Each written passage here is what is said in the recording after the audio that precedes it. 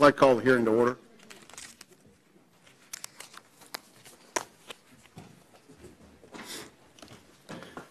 Good morning. I'd like to welcome our witnesses today. Before I introduce them, I want to say on behalf of the full committee that our hearts and our prayers go out to the individuals in New York, the families, and the friends of those who were affected by a senseless terror act.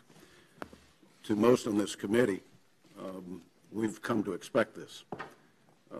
We spend countless hours working through the threats that exist to this country and around the world.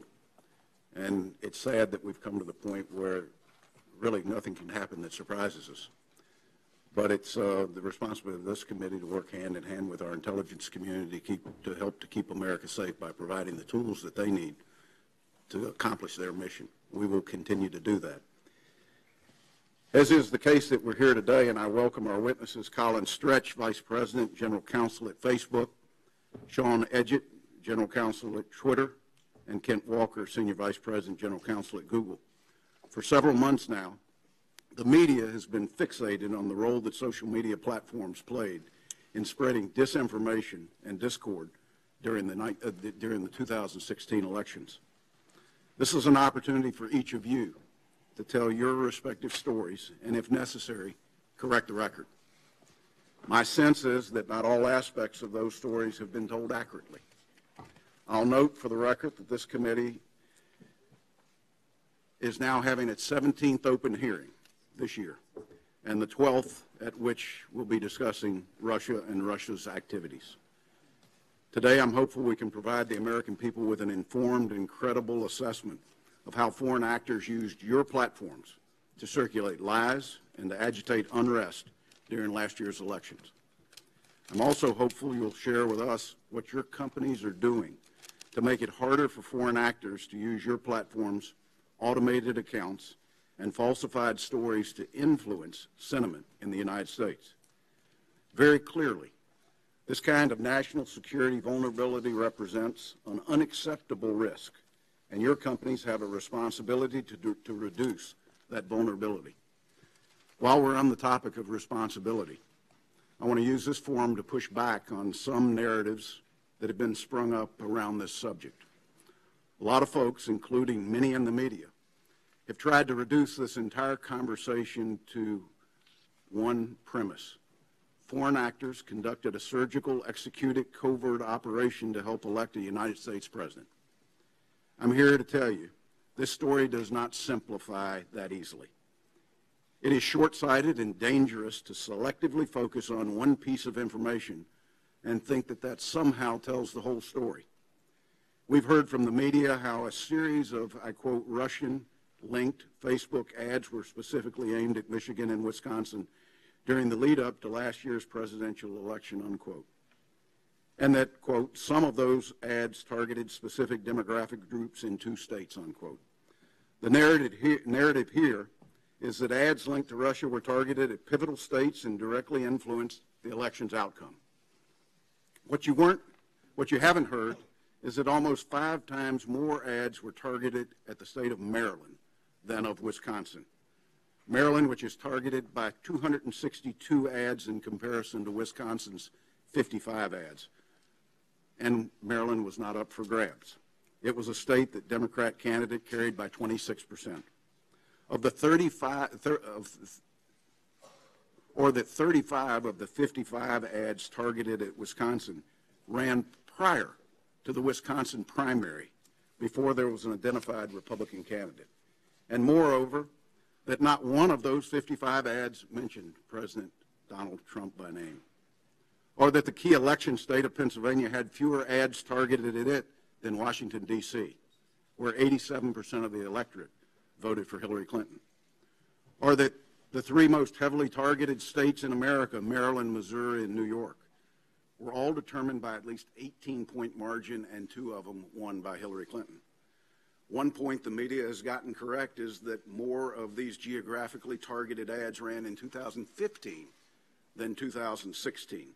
Again, before President Trump was identified as a Republican candidate for president.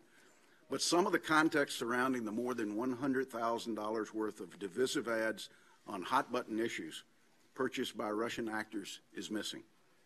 To add some detail here, where the media's failed to do it, and put the $100,000 into a frame of reference, the total ad spend for the state of Wisconsin was $1,979, with all but $54 being spent before the primary. Again, before the emergence of a Republican candidate. The ad spend in the state of Michigan was $823. Pennsylvania, $300. To believe the narrative that you have to accept that these sophisticated, well-resourced Russian actors studied our process, assessed what states would be critical to the election result, then snuck and invested all of $300 to execute their plan in Pennsylvania. $300. More than 5 times as much money was spent on advertising in California, a state that hasn't voted Republican in presidential elections since 1988. Even with the benefit of numbers and what can be calculated and measured, this is an incredibly complex story. We can look at the amount of money spent, the number of ads purchased, and draw conclusions about priorities.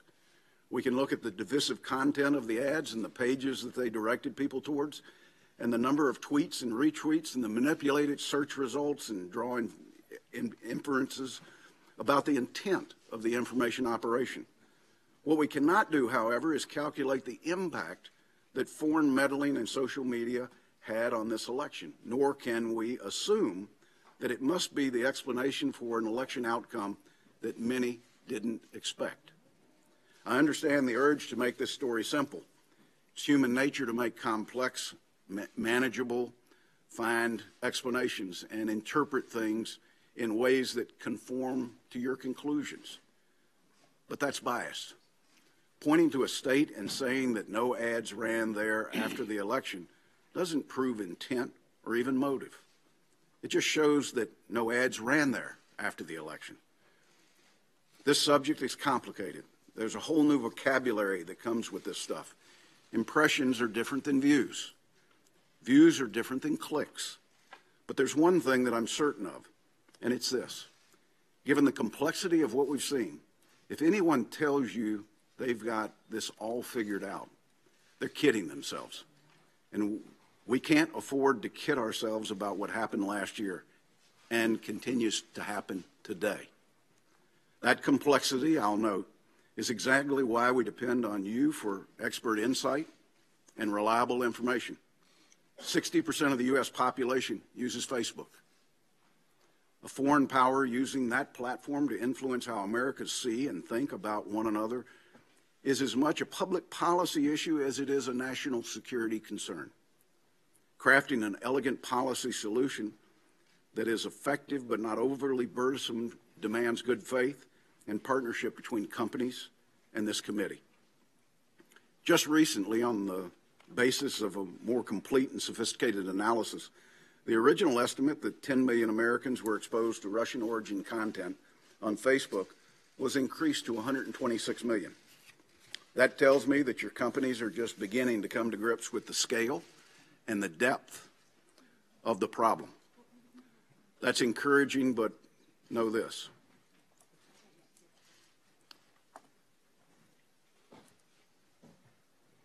We do better when you do better. I'd urge you to keep that in mind and to work with us proactively to find the right solution to a very constant and complaining challenge. I'll take a moment here to stress that what this hearing is and is not about. This isn't about relitigating the 2016 U.S. presidential election. This isn't about who won or who lost. This is about national security. This is about corporate responsibility. And this is about the deliberative and multifaceted manipulation of the American people by agents of a hostile foreign power. I'll say it again. Agents of a hostile foreign power reached into the United States using our own social media platforms and conducted an information operation intended to divide our society along issues like race, immigration, and Second Amendment rights. What's even more galling is that to tear us apart, they're using social media platforms Americans invented in connection with the First Amendment freedoms that define an open and democratic society. While it's shocking to think that foreign actors use the social networking and communications mediums that are so central to our lives today in an effort to interfere with the core of our democracy, what is even more troubling is the likelihood that these platforms are still being used today to spread lies, provoke conflict, and drive Americans apart. Your three companies have developed platforms that have tremendous reach and therefore tremendous influence. That reach and influence is enabled by the enormous amount of data you collect on your users and their activities. The American people now need to understand how Russia used that information and what you're doing to protect them. Your actions need to catch up to your responsibilities. We have a lot to get to this morning. I'm going to stop here. Again, I want to thank each of our briefers, our witnesses today, and I turn to the Vice Chairman for any comments he might have. Well, thank you, Mr. Chairman, and let me also express our concerned thoughts about the tragedy yesterday in New York. Let me get right at it. In the age of social media, you can't afford to waste too much time, or for that matter, too many characters, in getting the point across. So I'll get straight to the bottom line. Russian operatives are attempting to infiltrate and manipulate American social media to hijack the national conversation and to make Americans angry, to set us against ourselves, and at their most basic, to undermine our democracy. They did it during the 2016 U.S. presidential campaign. They are still doing it now, and not one of us is doing enough to stop us. That's why we're here today. In many ways, the threat is not new. Russians have been conducting information warfare for decades. But what is new is the advent of social media tools with the power to magnify propaganda and fake news on a scale that was unimaginable back in the days of the Berlin Wall. Today's tools, in many ways, seem almost purpose-built for Russian disinformation techniques. Russia's playbook is simple but formidable. It works like this. First, disinformation agents set up thousands of fake accounts, groups, and pages across a wide array of platforms. These fake accounts populate content on Facebook, Instagram, Twitter, YouTube, Reddit, LinkedIn, and many other platforms.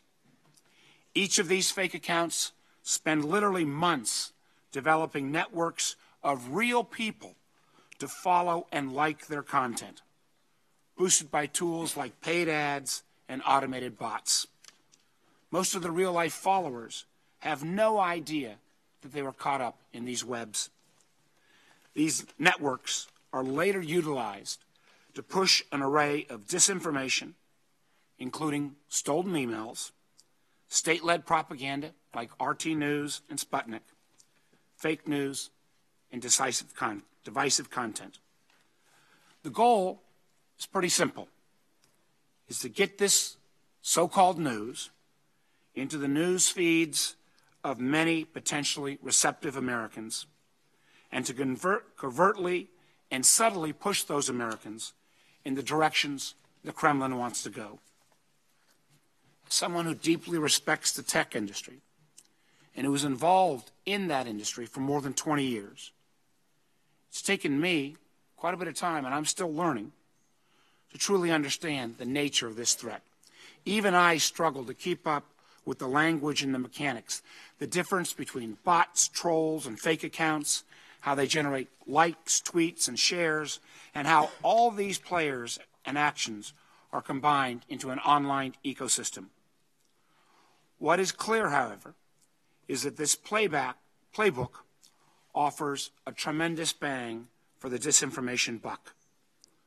With just a small amount of money, adversaries use hackers to steal and weaponize data, trolls to craft disinformation, fake accounts to build networks, bots to drive traffic, and ads to target new audiences. They can force propaganda into the mainstream and wreak havoc on our online discourse. And if you look back at the results, it's a pretty good return on investment. So where do we go from here? I believe it will take all of us, you, some of the platform companies, the United States government, and the American people to deal with this new and evolving threat. The social media and innovative tools each of you have developed have changed our world for the better. You've transformed the way we do everything from shopping for groceries to growing small businesses. But Russia's actions are further exposing the dark underbelly of the ecosystem you have created. And there is no doubt that their successful campaign will be replicated by other adversaries, both nation-states and terrorists that wish to do harm to democracies around the globe. This is not a unique American phenomenon. As such, each of you here today needs to commit more resources to identifying bad actors and, when possible, preventing them from abusing our social media ecosystem. Thanks in part to pressure from this committee, each company has uncovered, I believe, only some of the evidence of the ways Russians exploited their platforms during the 2016 election. For Facebook, much of the attention has been focused on the paid ads that Russian trolls targeted to Americans. However, these ads are just the tip of a very large iceberg. The real story is the amount of misinformation and divisive content that was pushed for free on Russian-backed pages, which was then spread widely on news feeds of tens of millions of Americans. According to the data Facebook has provided, 120 Russian-backed pages built a network of over 3.3 million people. From these now suspended pages, 80,000 organic unpaid posts reached an estimated 126 million real people, more than a third of the population. This is an astonishing reach from just one group in St. Petersburg. And I doubt that the so-called Internet Research Agency in St. Petersburg represents the only Russian trolls out there. Facebook has more work to do to see how deep this goes, including into the reach that we've just found in the last 48 hours of information you provided of IRA-backed Instagram posts, which again, if we just take for an example, 80,000 posts from IRA-based trolls on Facebook, 120,000 pieces of content on Instagram, and we don't even have the data on how much that content reached. The anonymity provided by Twitter and the speed by which it shares news makes it an ideal tool to spread disinformation. According to one study, during the 2016 campaign, junk news actually outperformed real news in some battleground states leading up to Election Day. Another study found that bots generated 1 out of every 5 political messages posted on Twitter over the entire presidential campaign.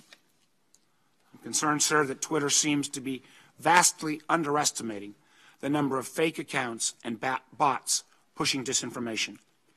Independent researchers, people who've testified before this committee, have estimated that up to 15% of active Twitter accounts, or potentially 45 million plus accounts, are fake or automated. Despite evidence of significant incursion and outreach from researchers, Twitter has to date only uncovered a small piece of that activity.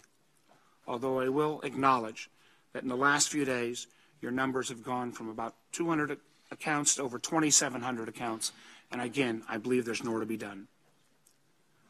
Google search algorithms continue to have problems in surfacing fake news or propaganda. Though we can't necessarily attribute to Russian efforts, false stories and unsubstantiated rumors were elevated on Google search during the recent mass shootings in Las Vegas. Meanwhile, YouTube has become RT's go-to platform. Google has now uncovered 1,100 videos associated with this Russian campaign. Much more of your content was likely spread through other platforms. But it's not just the platforms that need to do more. The United States government has thus far proven incapable of meeting this 21st century challenge. Unfortunately, I believe this effort is suffering in part because of lack of leadership at the top. We have a president who remains unwilling to acknowledge the threat that Russia poses to our democracy.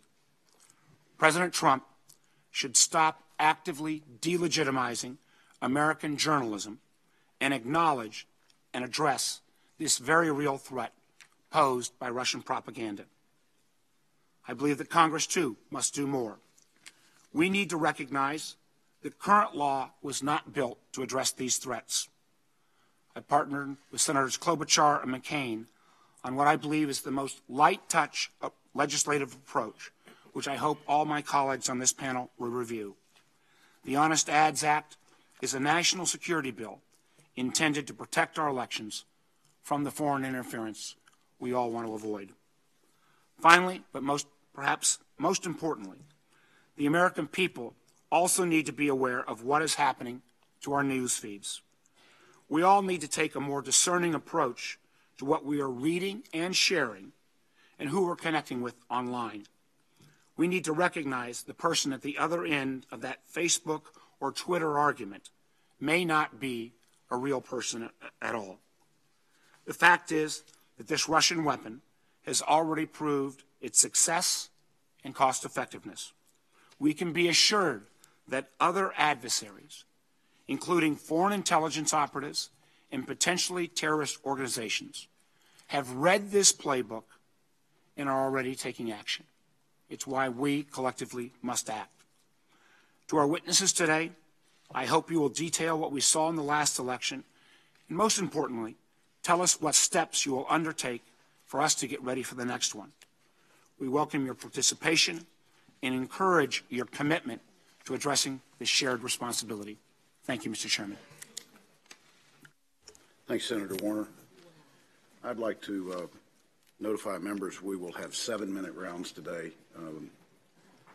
by seniority. Gentlemen, if I could ask you to please stand and raise your right hand. Do you solemnly swear to tell the truth, the whole truth, and nothing but the truth? Please be seated.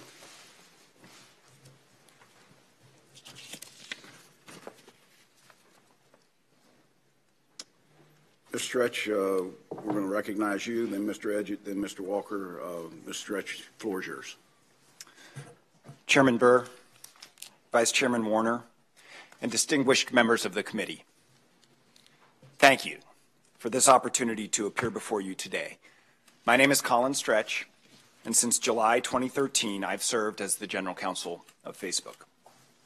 We appreciate this committee's hard work to investigate Russian interference in the 2016 election.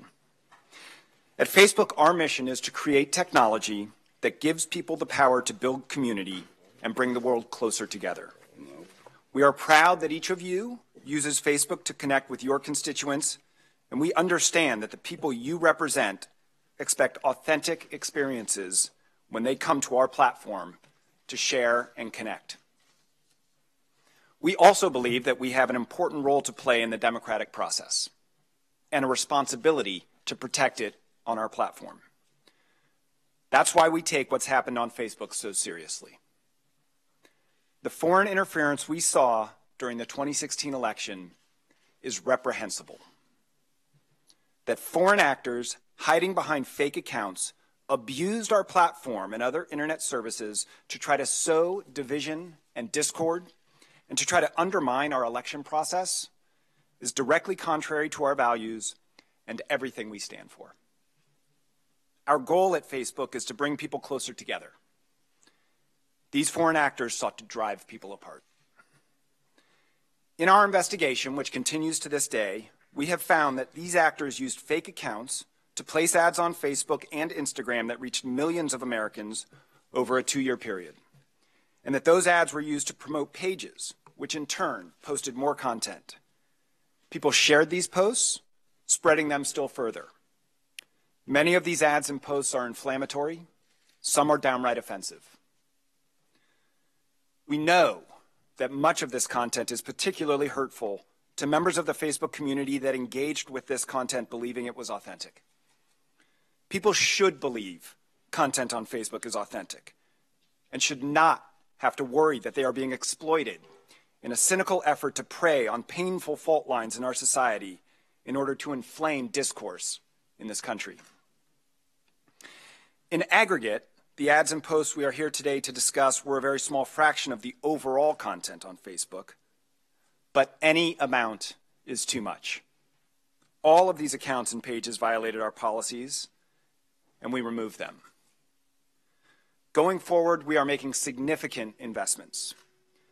We're hiring more ad reviewers, doubling or more our security engineering efforts, putting in place tighter ad content restrictions, launching new tools to improve ad transparency, and requiring documentation from political ad buyers. We're building artificial intelligence to help locate more banned content and bad actors. We're working more closely with industry to share information on how to identify and prevent threats so that we can all respond faster and more effectively. And we're expanding our efforts to work more closely with law enforcement. We know bad actors aren't going to stop their efforts. We know we'll all have to keep learning and improving to stay ahead of them. We also know we can't do this alone. That's why I want to thank you for this investigation. We look forward to the conclusions you will ultimately share with the American public, and I look forward to your questions. Mr. Edge, the floor is yours. Chairman Burr, Vice Chairman Warner, and members of this committee. Twitter understands the importance of the committee's inquiry into Russia's interference in the 2016 election, and we appreciate the opportunity to appear here today. The events underlying this hearing have been deeply concerning to our company and the broader Twitter community. We are committed to providing a service that fosters and facilitates free and open democratic debate and that promotes positive change in the world. We are troubled by reports that the power of Twitter was misused by a foreign actor for the purpose of influencing the U.S. presidential election and undermining public faith in the democratic process. The abuse of our platform to attempt state-sponsored manipulation of elections is a new challenge for us, and one we are determined to meet.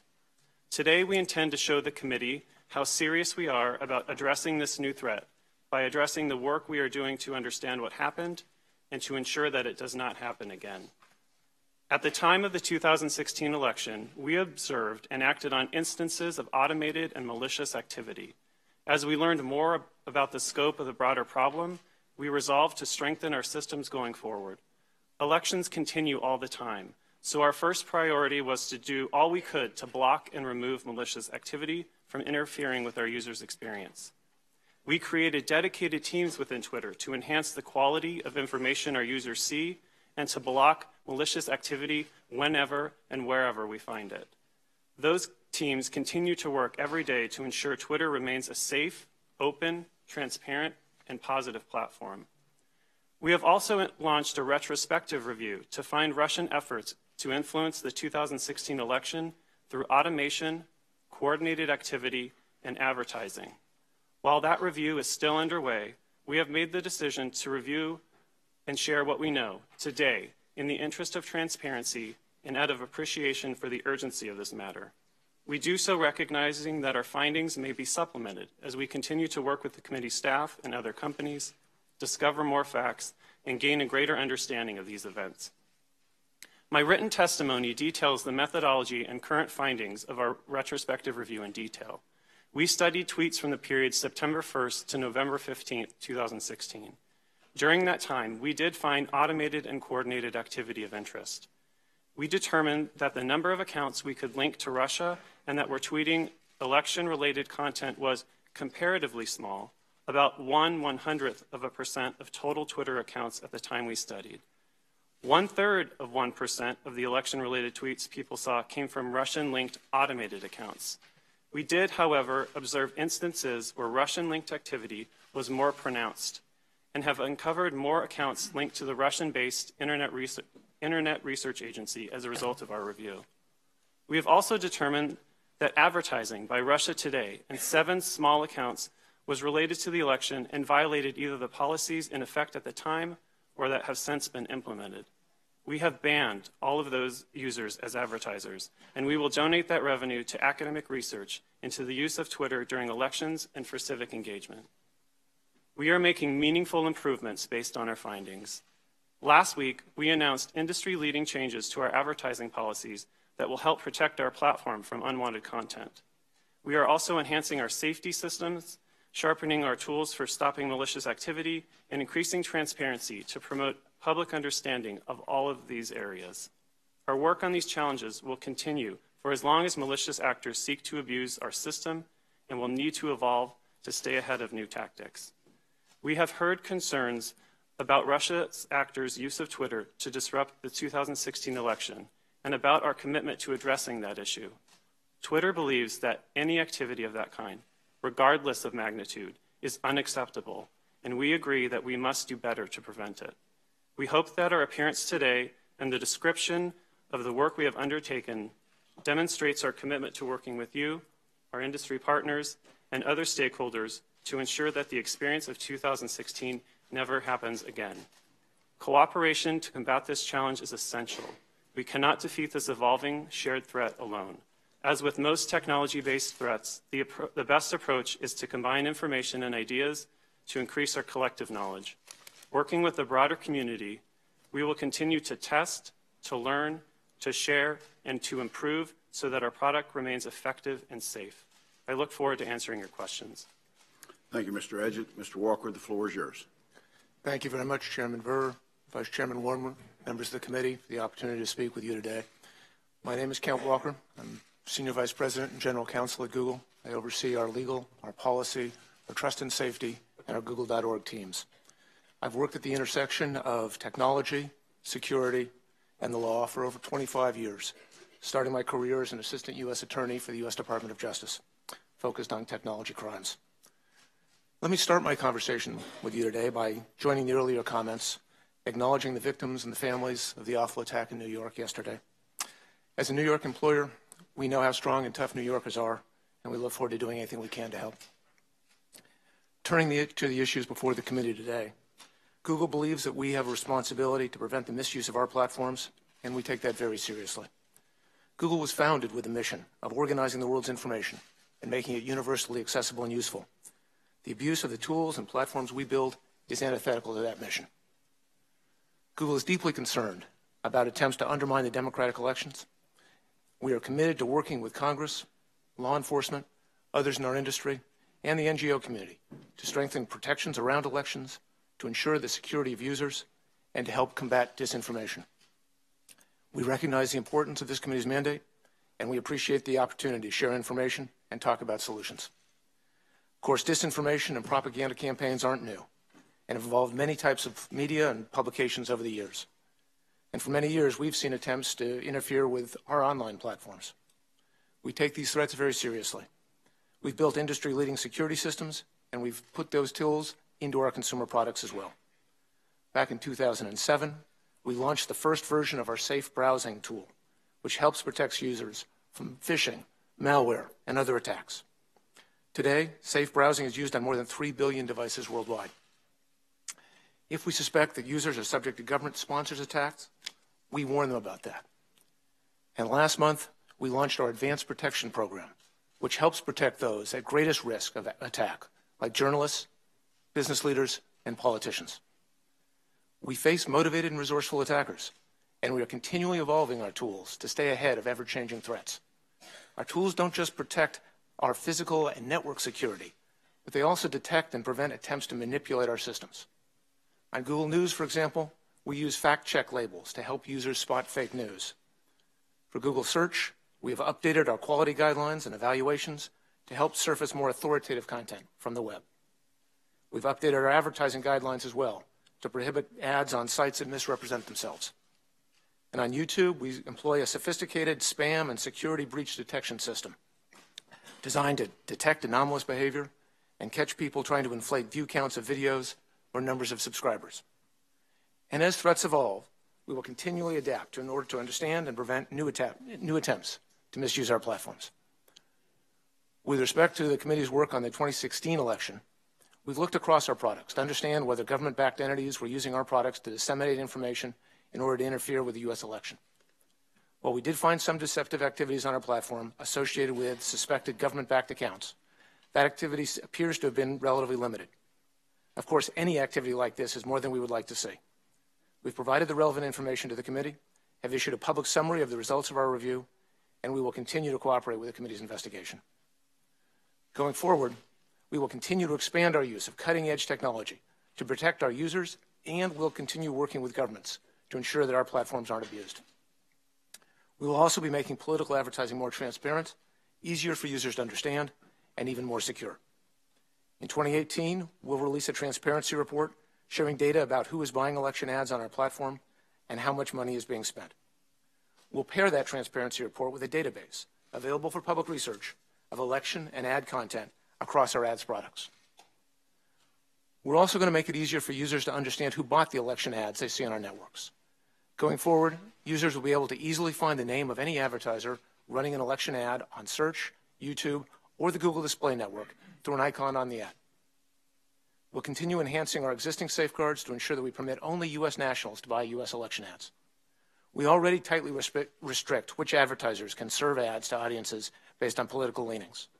Moving forward, we'll go further by verifying the identity of anyone who wants to run an election ad or use our political interest-based tools and confirming that that person is permitted to run that ad. We certainly can't do this alone. We'll continue to work with other companies to better protect the collective digital ecosystem, and even as we take our own steps, we remain open to working on legislation that promotes electoral transparency. Moreover, our commitment to addressing these issues extends beyond our services. We've offered in-person briefings and introduced a suite of digital tools designed to help election websites and political campaigns protect themselves from phishing, unauthorized account access, and other digital attacks. We're also increasing our longstanding support for the bipartisan Defending Digital Democracy project. Let me conclude by recognizing the importance of the work of this committee. Our users, advertisers, and creators must be able to trust in their security and safety. We share the goal of identifying bad actors who have attempted to interfere with our systems and abuse the electoral process. We look forward to continued cooperation, both with the members of this committee and with our fellow companies, to provide access to tools that help citizens express themselves while avoiding abuses that undercut the integrity of elections. Thank you again for the opportunity to tell you about our ongoing efforts. We look forward to our continuing work with Congress on these important issues, and we're happy to answer any questions you might have. Mr. Walker, thank you for your testimony. Chair would recognize himself and share with members that I'm going to talk about one specific ad. It's not going to count to my 7 minutes, and the Vice Chairman is going to do the same at the beginning of his, sort of set the stage for much of what we'll talk about today. As an example, I'd like to highlight one specific case with real-world implications involving two different Facebook groups, both of which are associated with the Russian Internet Research Agency. You'll see the first board that is up.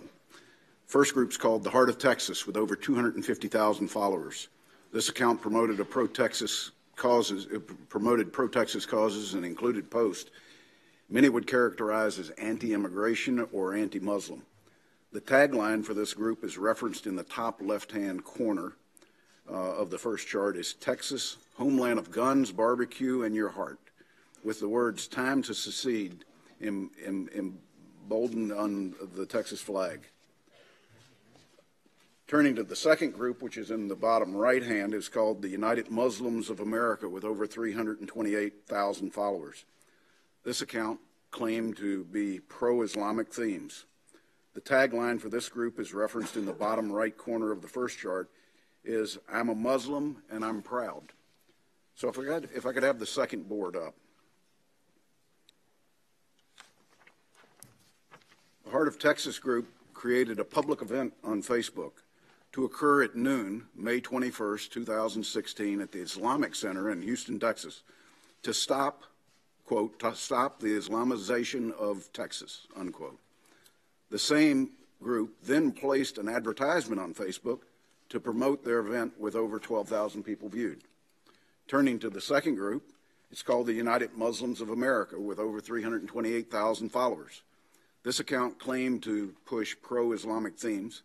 The tagline for this group is referenced at the bottom, I'm Muslim and I'm proud.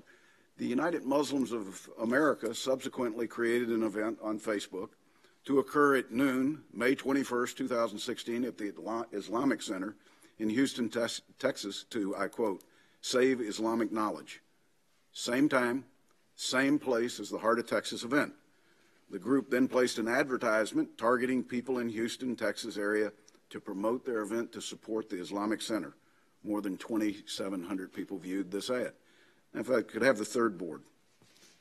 On May 21st, 2016, local news captured the events as they unfolded, reporting on the protest staged by the Heart of Texas group and resulting counter-protest. The pictures you see on the third board are from the streets in front of the Islamic Center in Houston, Texas. What neither side could have known is that Russia trolls were encouraging both sides to battle in the streets and create division between real Americans. Ironically, one person who attended stated, "The Heart of Texas promoted this event, but we didn't see one of them." We now know why. It's hard to attend an event in Houston, Texas, when you're trolling from a site in St. Petersburg, Russia. Establishing these two competing groups, paying for the ads, and causing this disruptive event in Houston cost Russia about $200. And Mr. Stretch, you commented yesterday that your company's goal is bringing people together.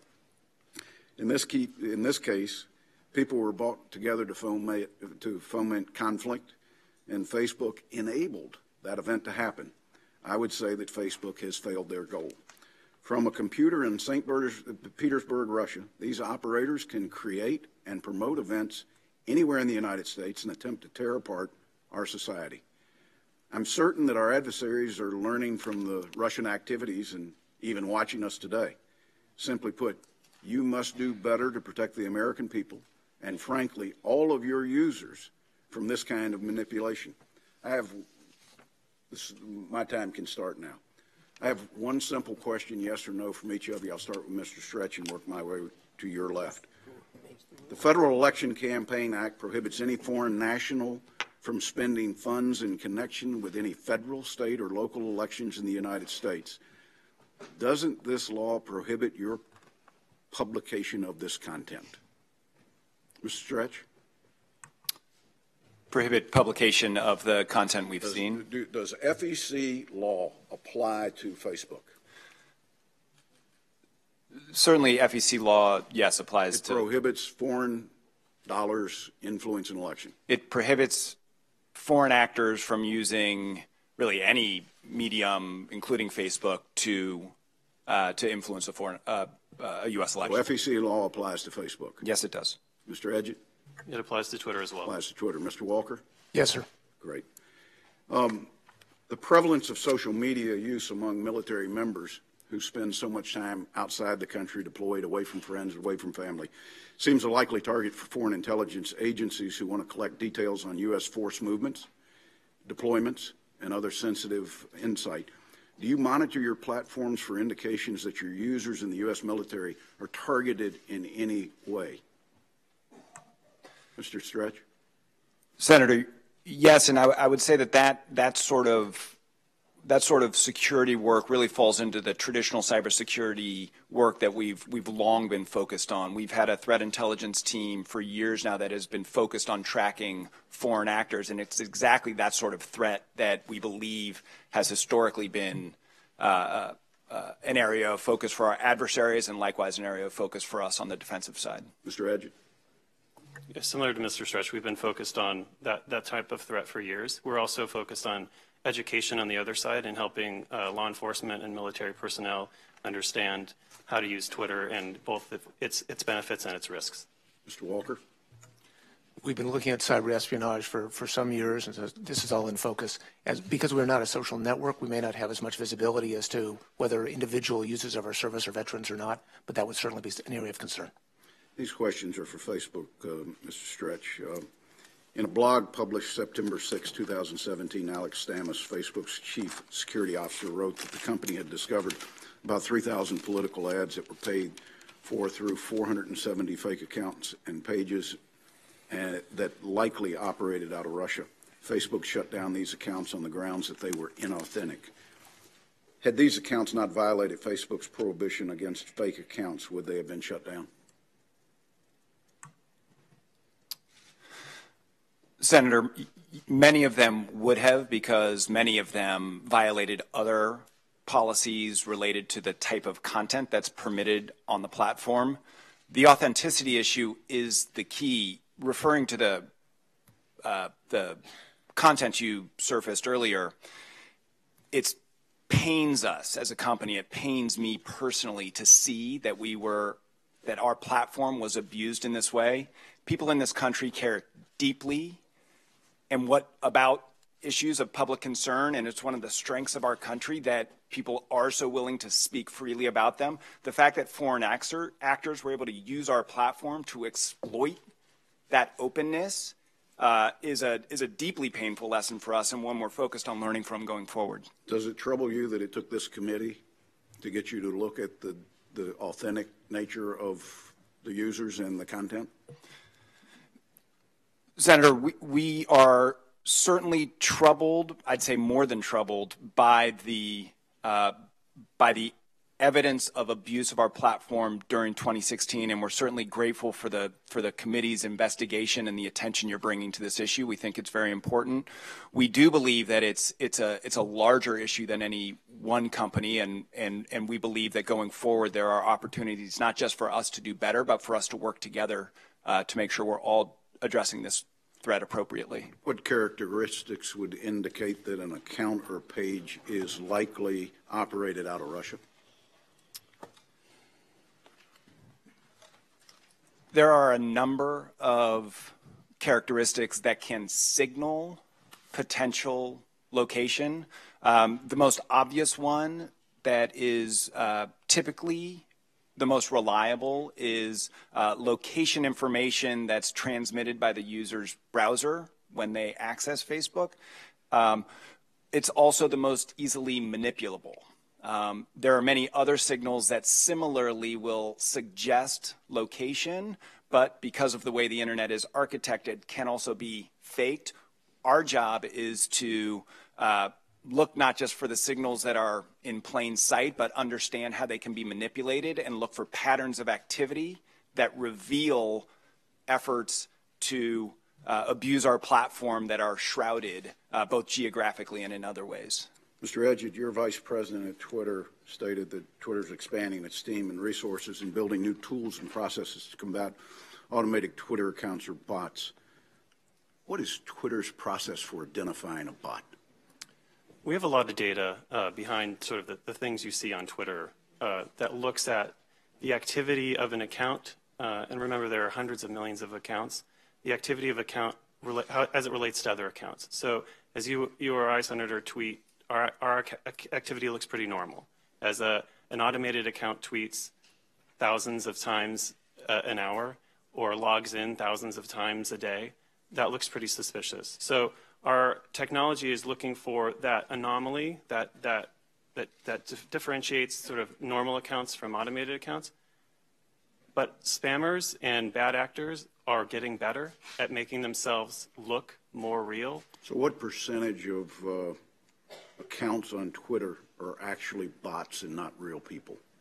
So we do a monthly audit of this and investigation, and determine that for years, less than 5% of our accounts are false accounts or spam. What happens to accounts on Twitter that are suspended by Twitter? Is there an indefinite status?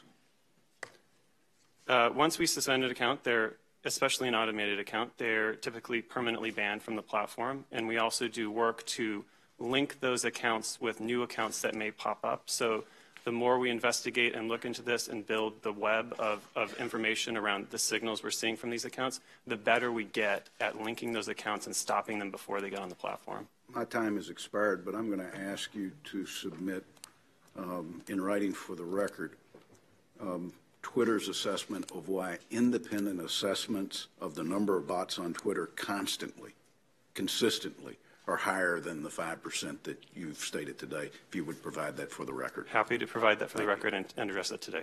Vice Chairman. Thank you, Mr. Chairman. I also want to demonstrate, but I'd also, as we're getting ready, we have had testimony before this committee from a representative of NATO that fake and bot accounts on Twitter are more in the 12 to 15% account.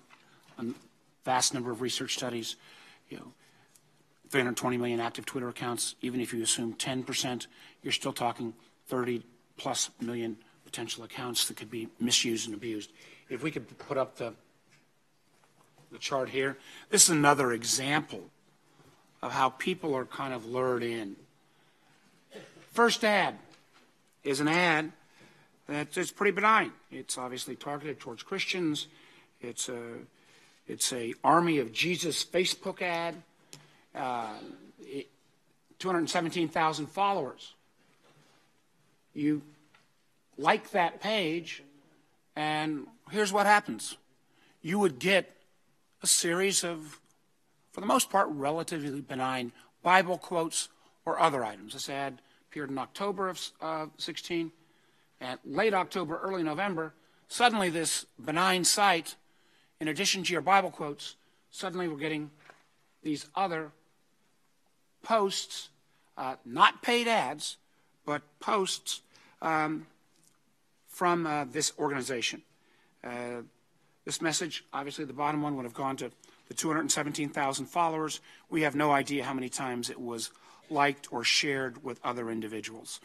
Again, we've got two different examples of the type of tools, how people lure people in, and then once they're lured into what they think is a pro-Texas or pro-Muslim or here pro-Jesus account, and then they are manipulated by foreign actors and foreign agents. Go ahead and start my time.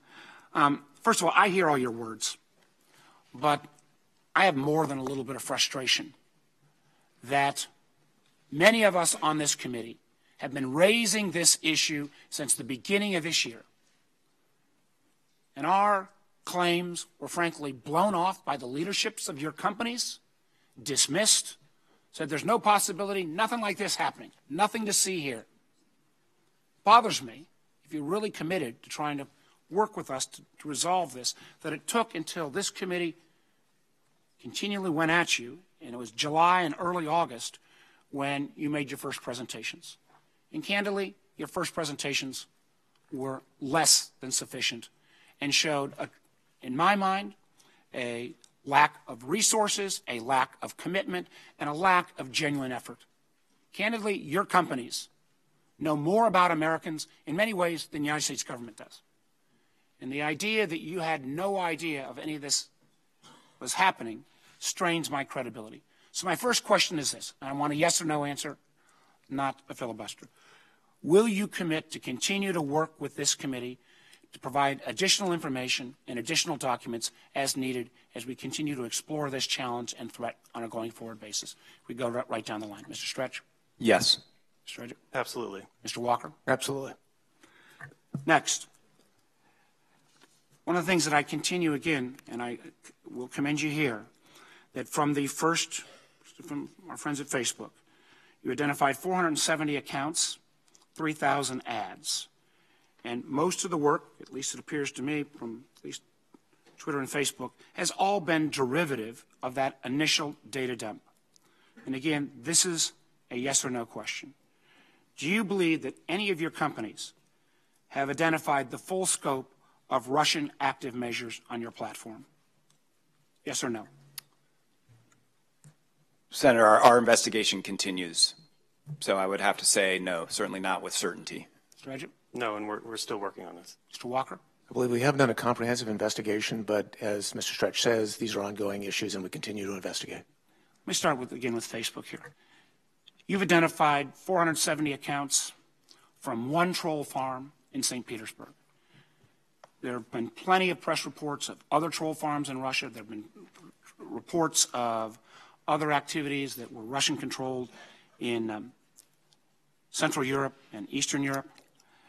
In meetings with your leadership, as you became more aware of this problem, you aggressively promoted the fact, for example, that you took down 30,000 accounts around the French elections. Now, you say not all of those were Russian-related. Have you gone back and cross-checked those Russian-related accounts that you took down in France to see if any of those accounts were active in the American election?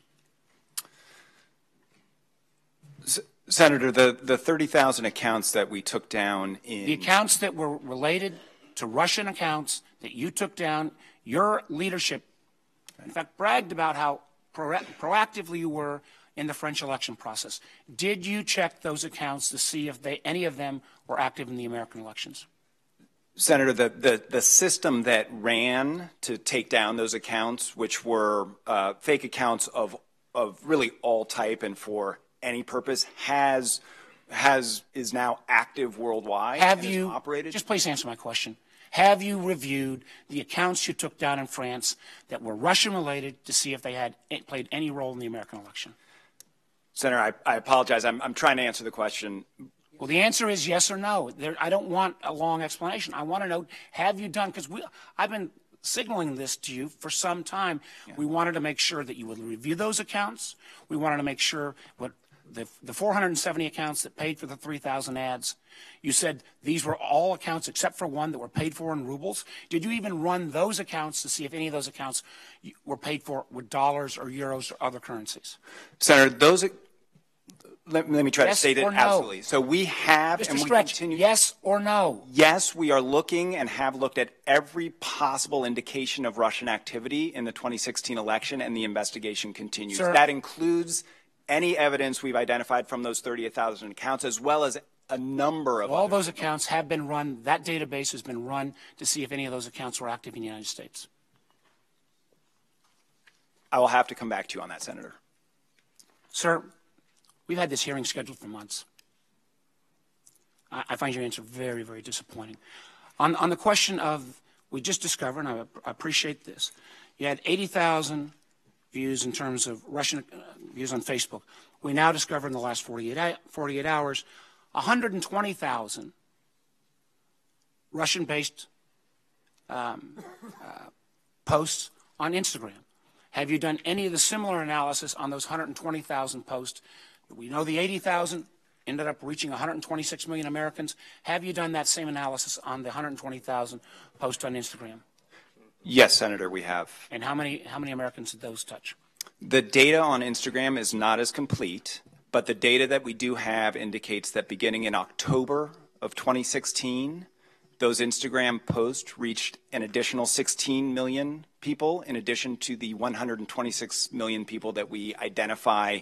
So now we're seeing the Russian activities roughly at 150 million plus Americans without knowing how many times they were reshared. If I can add the time period prior to October 16th, where our data is less reliable, would yield an incremental 4 million. So all told, that gets you to approximately a little less than 150 million. That's correct, Senator. On the Twitter account, there was one activity, and this was not something that happened during 2016. Again, I agree with the chairman. We're not here to relitigate 2016.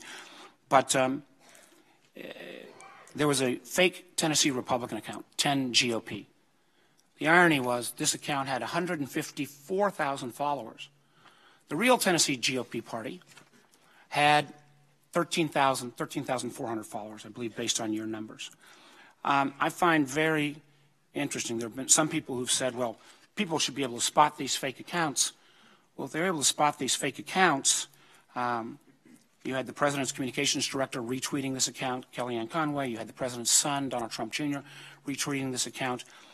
My question is, why did it take so long to take this down when the Tennessee Republican Party was asking you repeatedly? Yeah, that was an absolute miss, and we've gotten better since. We've refined our policies around impersonation and parody accounts. Let me just close with this. My time's about up.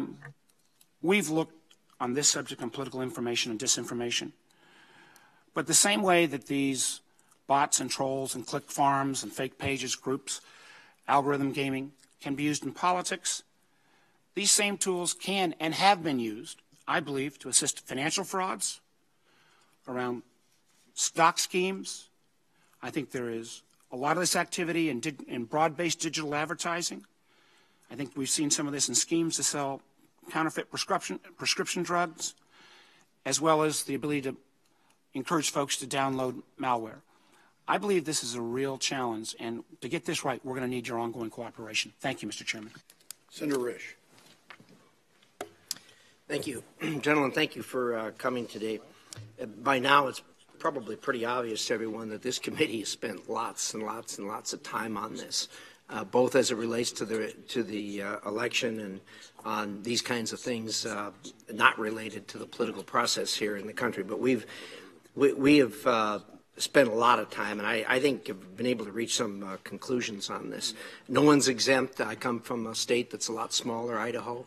They tried to do in Idaho exactly what was done in Texas, where they tried to promote a meeting where they had two conflicting sides, and no one showed up. So it wasn't there was no success in Texas. And in Idaho, just like Texas, it had absolutely nothing to do with the 2016 presidential election. It was simply a cultural type of acrimony that they were attempting to promote.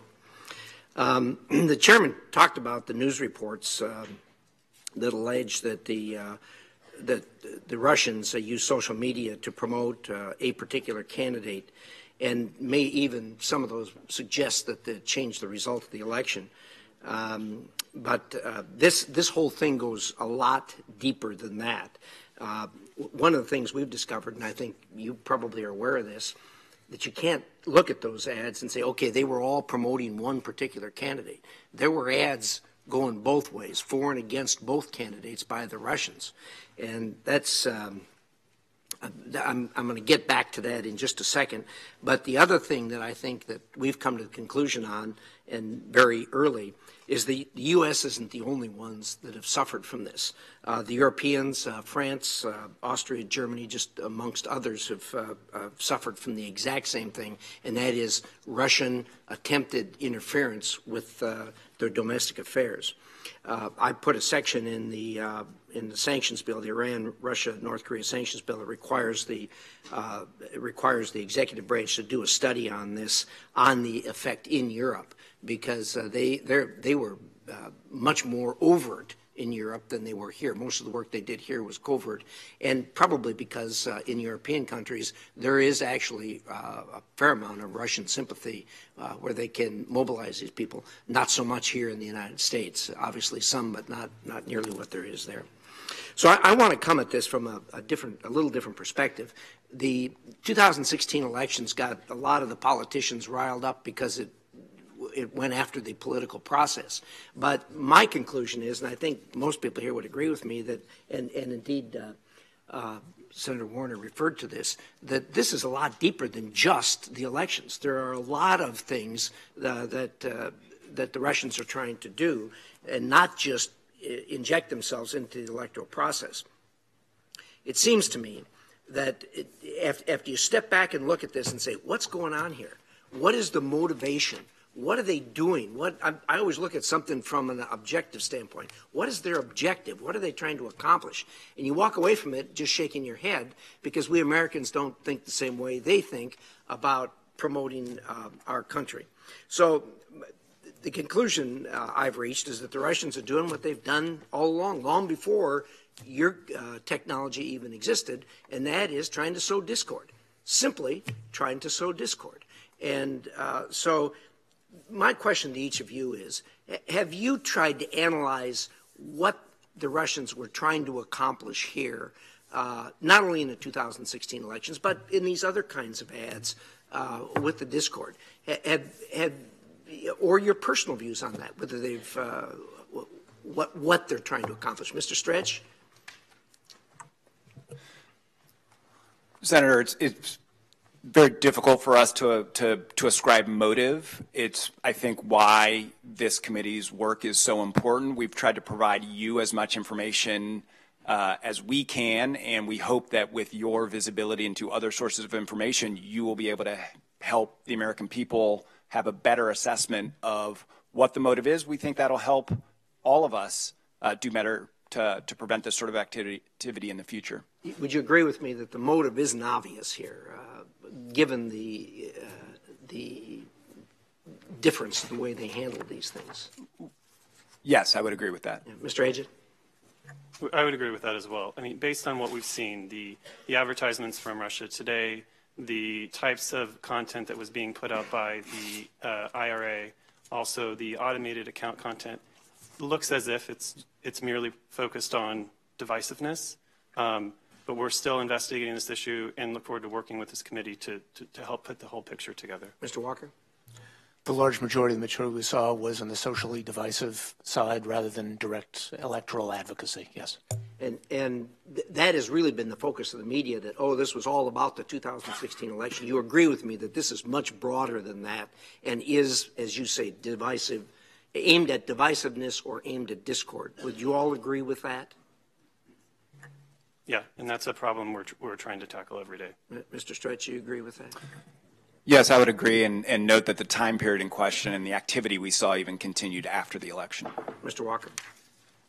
That seems reasonable. Hard for us to know, and again, ultimately for the committee to decide. I appreciate that, and as I said, my view of this is a whole lot broader than simply the 2016 election. Mr. Walker, I have a specific question for you. I think I heard you say that you're enacting a policy where only a U.S. national can buy an election ad. Is that correct? That's correct. Okay. What about other countries? Obviously, you operate in places other than the United States. Can a U.S. national buy an ad, for instance, for French or German or Austrian campaign? I haven't studied the laws of individual countries, but we are not confining our work to the U.S. We are looking at other elections around the world to make sure that we do whatever we can to minimize electoral interference. So what you're going to do is try to confine people to their own elections in their own countries? Is that pretty much your... Certainly that's the case for the United States and any other country around the world where that's the law. That's true, yes. I think that's going to be a big challenge for you, but good luck, and I wish you well in that endeavor. Thank you, Mr. Chairman. Senator Feinstein. Thanks, Mr. Chairman. I sat in on the judiciary hearing yesterday. It was a subcommittee hearing, but was able to ask some questions. And I want to just make a personal comment, because I've been very proud, and I know Senator Harris is as well, to represent this tech community from California. But I must say, I don't think you get it. I think the fact that you're general counsels, you defend your company, that what we're talking about is a cataclysmic change. What we're talking about is the beginning of cyber warfare. What we're talking about is a major foreign power with the sophistication and ability to involve themselves in a presidential election and sow conflict and discontent all over this country. We are not going to go away, gentlemen. And this is a very big deal. I went home last night with profound disappointment. I asked specific questions. I got vague answers. And that just won't do. You have a huge problem on your hands. And the United States is going to be the first of the countries to bring it to your attention, and others are going to follow, I'm sure, because you bear this responsibility. You've created these platforms, and now they are being misused. And you have to be the ones to do something about it, or we will. And this committee is intelligence. It's different from yesterday. So they're privy to different facts, and they're very potent facts. Let me go back to a couple of questions that I asked yesterday. Mr. Edgett, yesterday you testified that Twitter only began to remove voter suppression posts that told people they could vote by texting or tweeting after you found out about them from other Twitter users. These were illegal tweets. Waiting for users to alert Twitter isn't sufficient. I'll give you another chance. What is Twitter doing to proactively identify illegal voter suppression tweets? Thank you for letting me address that. We're constantly improving not only on our technology around automated accounts that are trying to amplify these types of messages. That's not enough. But also on putting people and technology on the content and the behavior, and trying to make our workflows, our reporting flows more efficient, and using artificial intelligence to prioritize things like the illegal voter suppression ads and other things that we see on the platform, and taking those down faster. We are getting better, but this is a problem that we are focused on getting better at every day. Well, you have to find a way to prevent them from going up. That's right. And that's why we That's tend a to problem. Right. That's why we tend to focus on behavior behind the accounts to know before the content goes up. We've seen great strides in other areas not related to that, and so we're trying to take that same solution to this problem set. Okay, Mr. Walker, I asked your colleague yesterday why Google didn't immediately revoke Russia Today's preferred status after the intelligence community determined and publicly stated that RT was a part of the Russian government's efforts to interfere in our election. Mr. Salgado told me that RT only lost its preferred status because of a, quote, drop in viewership, end quote, not because it was part of the Kremlin's propaganda machine. This response was deeply troubling and frankly did not answer my question. So here it is again. Why didn't Google take any action regarding RT after the intelligence community assessment came out in January of 2017? I'm sorry, your mic isn't on. Senator, let me start by responding to your initial comments to assure you we take this and have taken this issue very seriously. The question of cyber espionage is one that we have been working on for some years, publicly and privately, working with other companies and working on our own to identify some of these threats. This is one manifestation of that, but not the only one. With regard to RT, we recognize the concerns that have been expressed about RT and concerns about its slanted coverage. This is, of course, a question that goes beyond the Internet. RT is covered, its channel is on major cable television stations, on satellite television stations. Its advertising appears in newspapers, magazines, airports. It's run in hotels in pretty much every city in the United States. We have carefully reviewed the content of RT to see that it complies with the policies that we have against hate speech, incitement to violence, etc. So far, we have not found violations, but we continue to look. Beyond that, we think that the key to this area is transparency. That if Americans should have access to information from a wide variety of perspectives, but they should know what they're getting. And so we already, on Google, provide information about the government-funded nature of RT. We're looking at ways to expand that to YouTube and potentially other platforms. Well, as you might guess, I'm really not satisfied with that. That's sort of been the trend of the testimony all along. I think we're in a different day now. We're at the beginning of what could be cyber war. And you all, as a policy matter, have to really take a look at that and what role you play. I think my time is almost up. Let me try one more. A British report recently concluded that social media platforms such as Facebook, Twitter, and YouTube fail to remove extremist material posted by banned jihadist and neo-Nazi groups, even when that material was reported. The source for this is the British Parliament's Home Affairs Select Committee. Last night, we saw a horrific attack on innocent people in New York by an individual who may have been radicalized online.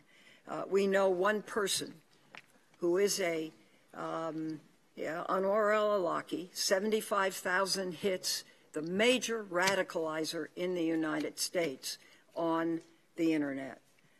I'm working on legislation to require tech companies to report known terrorist activity on their platforms to law enforcement and to provide law enforcement with civil injunction authority. So thank you, Mr. Chairman. Thank you, Senator Feinstein. Senator Rubio. Thank you. Thank you all for being here. Mr. Stretch, I want to ask you, and it relates to all this in the following way, but let me work there. Guo Wenwei is a whistleblower and a critic of the Chinese government. And his Facebook account was blocked, and Facebook has informed us and said publicly that he violated terms of service. I think he published personal identifying information about individuals, and that violated the terms of service. So, and I understand that argument. My question, what I want to be clear is, was there any pressure from the Chinese government to block his account? No, Senator. We reviewed a report on that account and analyzed it through regular channels using our regular procedures.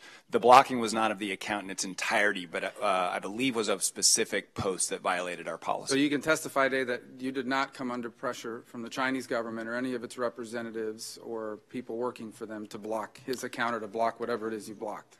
I want to make sure I'm being precise and clear. We did receive a report from representatives of the Chinese government about the account. We analyzed that report as we would any other and took action solely based on our policies. Facebook is not allowed to operate in China. Is that correct? That's correct. Our consumer services are blocked in China. That's correct. Okay. There have been press reports that Facebook may have potentially developed software to suppress posts from appearing in people's news feeds in specific geographic areas. And the speculation is it's being done for the purposes of getting into the Chinese market. Is that accurate? Has Facebook developed software to suppress posts from appearing in people's news feeds in specific geographic areas? Senator, as you know, we are blocked in China, so any software we have is certainly not operative there. We do have many instances where we have content reported to us from foreign governments that is illegal under the laws of those governments. So a great example of this is Holocaust denial in Germany, for example. And our position with respect to reports like that is if there is content that's visible in a country that violates local law and we're on specific notice of that content, we deploy what we call geo-blocking or IP blocking so that the content will not be visible in that country, but remains available on the service. Criticizing a government is illegal in that country. You have the capability to block them from criticizing the government and thereby gaining entry into that country and being allowed to operate. We have the capability to ensure that our service complies with local law. That's accurate. We take a very nuanced approach to reports of illegal content. We believe our mission is to enable people to share and connect, and we believe that political expression is at the core of what we provide. Political expression is illegal in the country? So in the vast majority of cases where we are on notice of locally illegal content, it has nothing to do with political expression. It's things like blasphemy in parts of the world that are that prohibit blasphemy. Yeah. We could probably do a whole hearing on that topic, but here's why that's related to what we're talking about today. Terms of service is what the reason why he was knocked off. All of you have terms of service. Is a foreign influence campaign a violation of the terms of service of any of the three companies represented here today? If you can prove that someone is doing it on behalf of a foreign government seeking to interfere in an election, does that violate your terms of service? Any of the three companies, in terms of being able to operate or post things, and particularly Twitter and Facebook? Yeah, generally would violate a number. We don't have state-sponsored manipulation of elections as one of our rules, but generally the other types of rules like inflammatory ads content would take down most of these posts. So we don't outright ban it. But well, let me ask you this. I've read that you can buy a bot army from between $45 to $100. Is buying and if you can prove that someone's bought up and put together a bot army, would that be a violation of terms of service?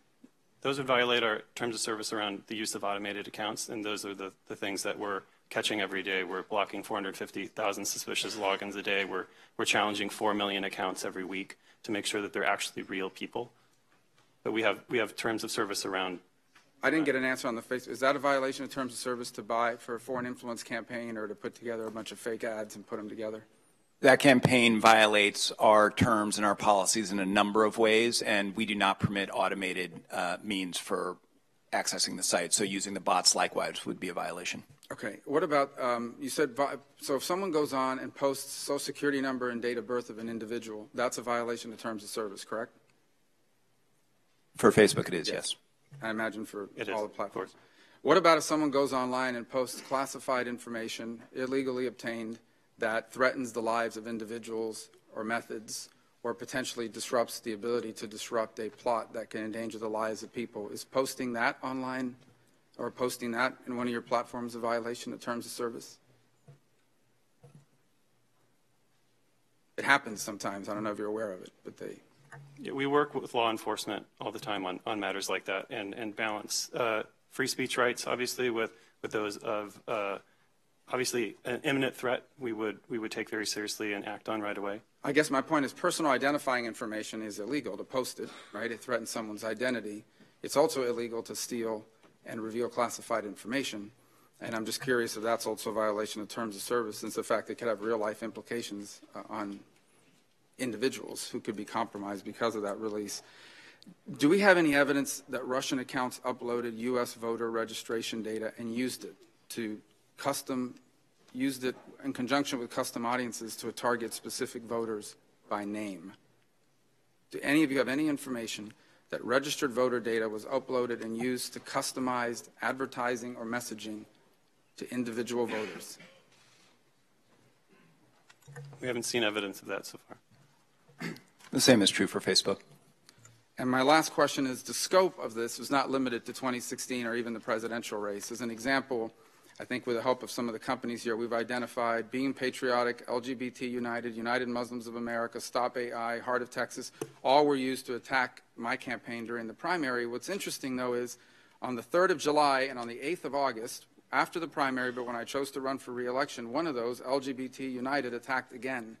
So my point being, these operations, while we're talking about the 2016 presidential race, they're not limited to 2016, and they were not limited to the presidential race, and they continue to this day. They're much more widespread than one election. It is about our general political climate. Is that correct? I would certainly agree with that statement, Senator. Okay. Thank you. Senator Wyden. Thank you, Mr. Chairman.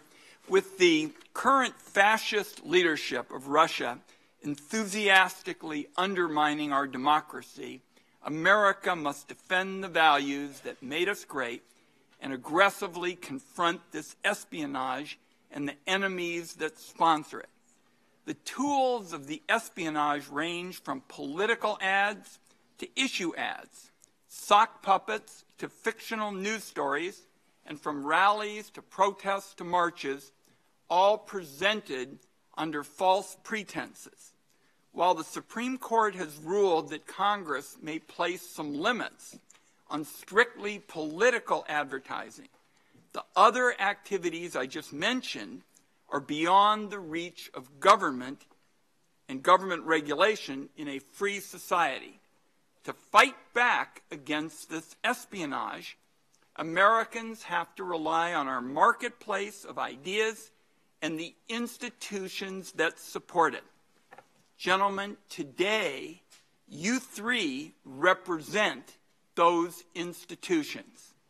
Now, you've discussed your response to these attacks, but it is self-evident in relation to the power your platforms now have.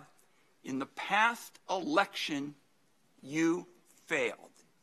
And this is especially troubling because the same federal law that allowed your companies to grow and thrive, the Section 230 law, gives you absolute legal protection to take action against those who abuse your platforms to damage our democracy.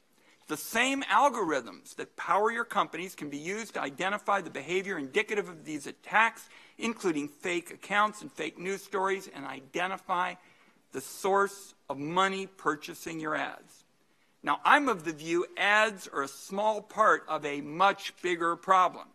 Fake users posting stories on Facebook, videos on YouTube, links on Twitter can be used by foreign and domestic enemies to undermine our society.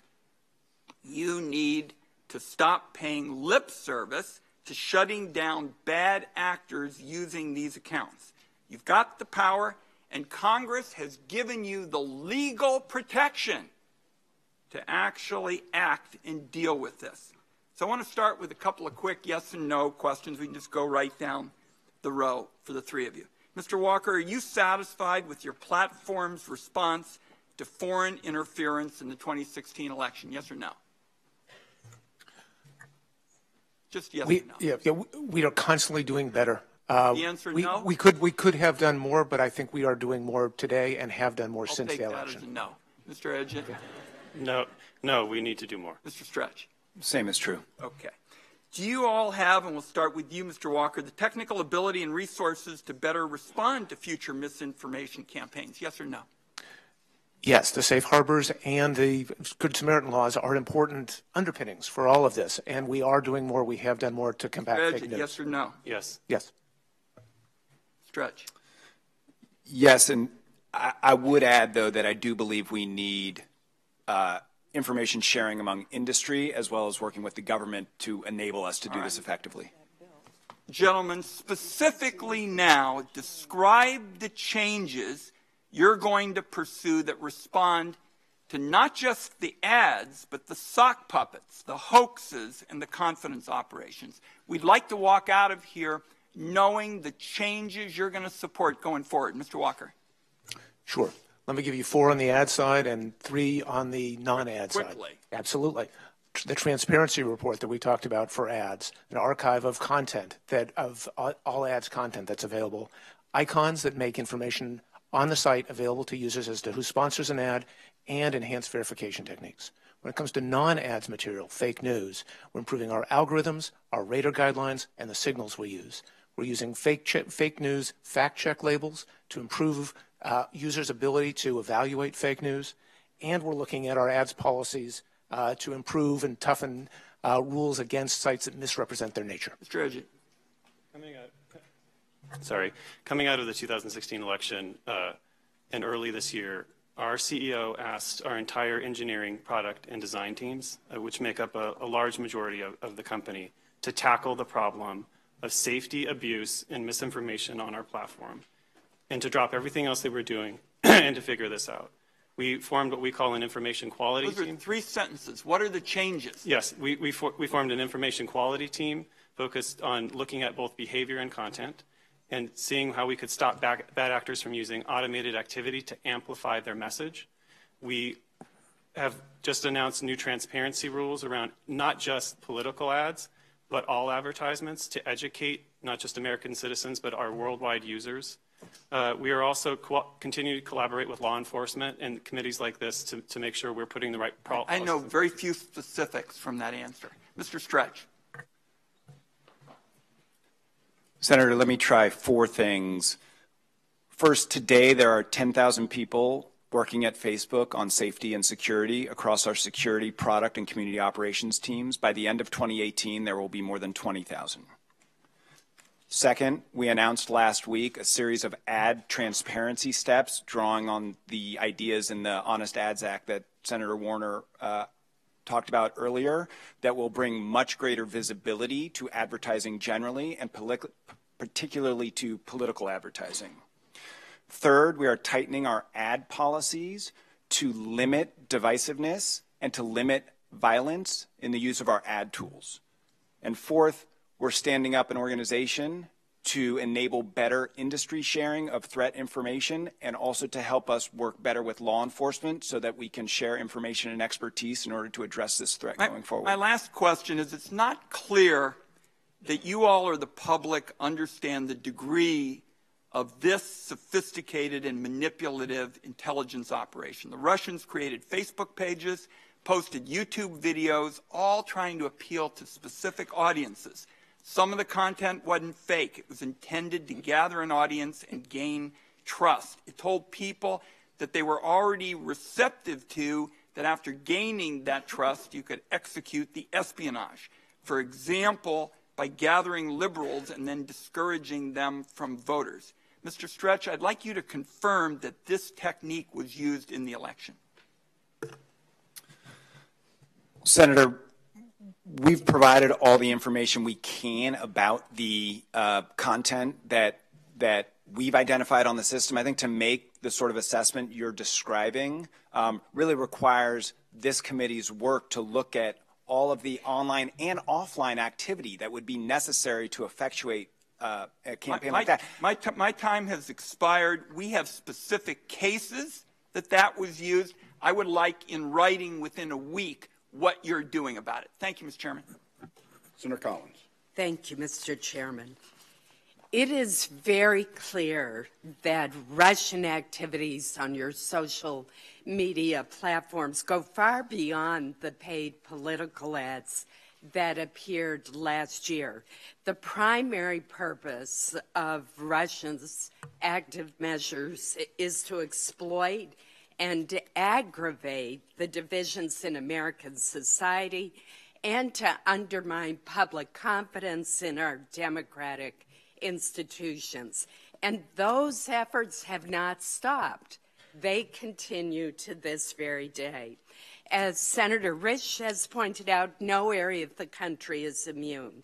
So let me give you an example, and we've passed it out to you, by describing 3 unpaid posts from Facebook pages created by the Russians that referred to the governor of Maine, Paul LePage.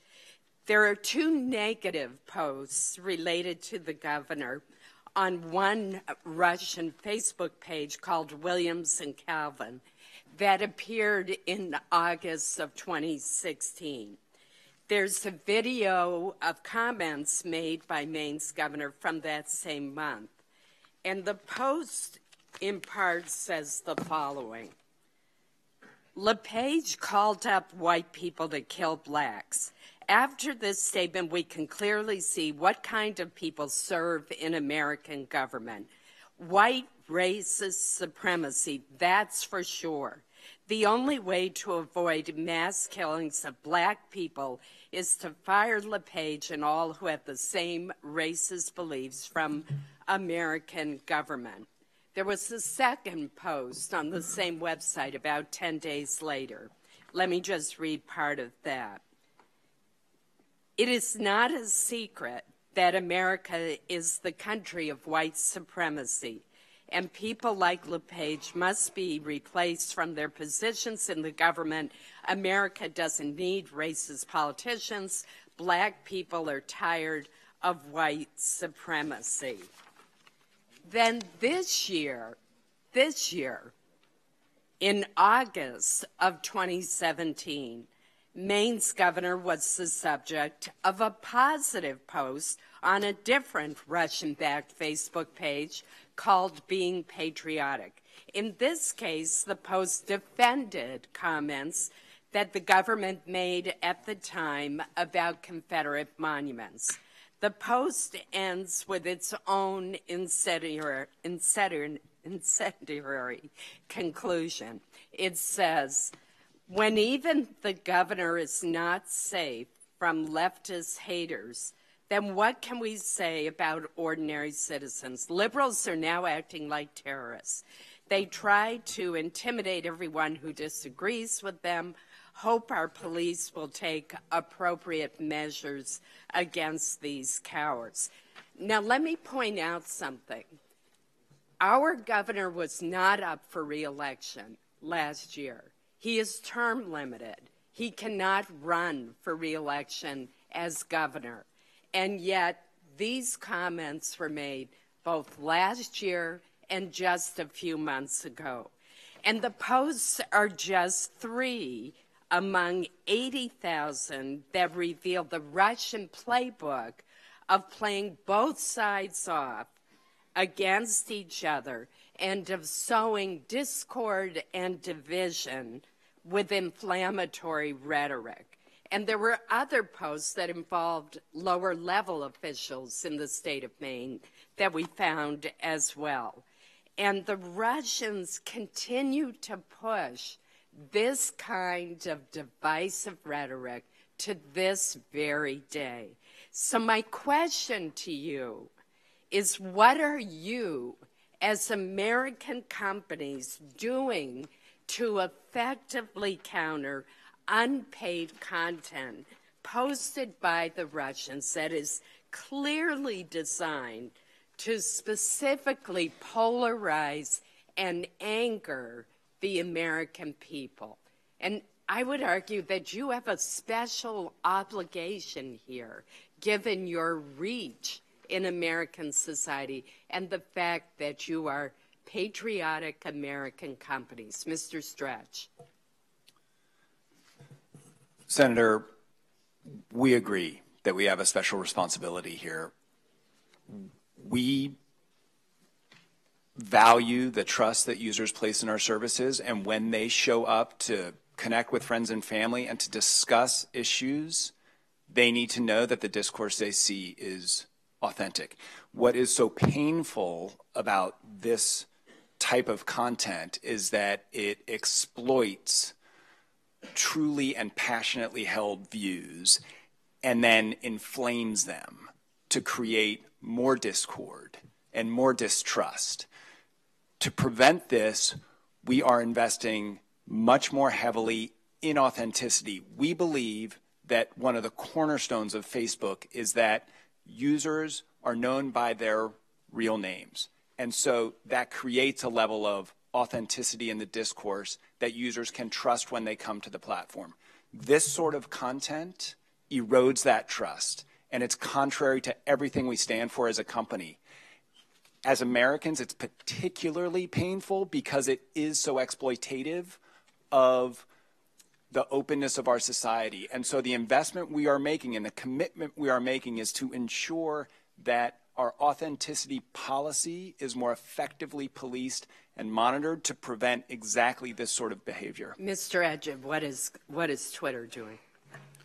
We're focusing on a number of things. The one we see the greatest strides in and where we see the greatest effect and protections from our users is on the amplification side. In the use of automated accounts, these bad actors need an audience for their voice, and generally they don't have a followership. So they are trying to use activity on the platform to automate and amplify their voices. So we're looking behind the message and behind the content at the behavior of doing that, and have been successful in doubling our effectiveness of doing that year over year, and looking at the behavior, taking down millions of accounts every single week because they're not actually humans. They're actually.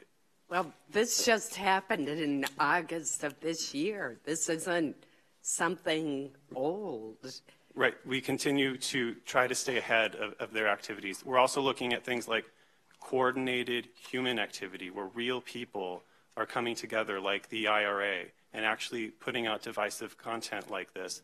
We were able to link those accounts and take action on them as we learn not just what they're saying, but what's behind, and only we can see it on the Twitter side. We've had great strides on the terrorism front in that regard, and we believe we can apply the same techniques and methodologies to this moment. Mr. Walker, thank you. We're also very concerned about this kind of deceptive and divisive content. We remove it immediately from our services, and we have removed these. Going forward, and actually already, we have engaged in a number of things to avoid the problem of fake news, changes to our algorithms, improving the training that our raters get in evaluating quality, labeling fake news where we can find it, working with third parties, et cetera. Thank you. Senator Heinrich. Thank you, Chairman. Mr. Stretch, I want to start with you. Last month, President Trump called Russian-purchased Facebook ads a hoax. I've looked at those Russian-sponsored Facebook ads. I certainly hope you've had a chance to review them. Are they, in fact, a hoax? All the information we've provided to the committee did run on Facebook. So it's a yes or no answer. I know you're a lawyer. It's hard, but. No, the existence of those ads were on Facebook and was not a hoax. So in the interest of just clearing this up and giving the American people some transparency into this so that they can see the nature of what typically gets used to divide the American populace, why not simply release those Russian finance Facebook ads to the public, redact the pictures, but release the content so that people can understand how this works? Senator, we believe this committee is really best placed to determine what information to release. We stand ready to assist in that effort. We agree that the more people can see the type of content that ran and the divisions that were sought to be exploited, the better. Well, I think we have a disagreement on this committee as to whether or not to release those. I would urge all of you as platforms to consider that kind of activity as well. I want to move on to Russia's RBC magazine, which recently revealed that St. Petersburg's troll factory employed hundreds of trolls, including 90 at the quote-unquote U.S. desk alone, and spent about $2.3 million in 2016 to meddle in U.S. politics, actually contacted U.S. activists directly and offered them thousands of dollars to organize protests. Your platforms are all global. They're not just U.S. platforms. And there's substantial open source reporting right now suggesting that similar divisive activity may be occurring, for example, in the Catalonian region of Spain right now. What are each of you doing right now to make sure that your platforms aren't being used in similarly divisive ways across the globe to sow discord in Western democracies? And in particular with the Catalonian example, are you familiar with what you're doing there?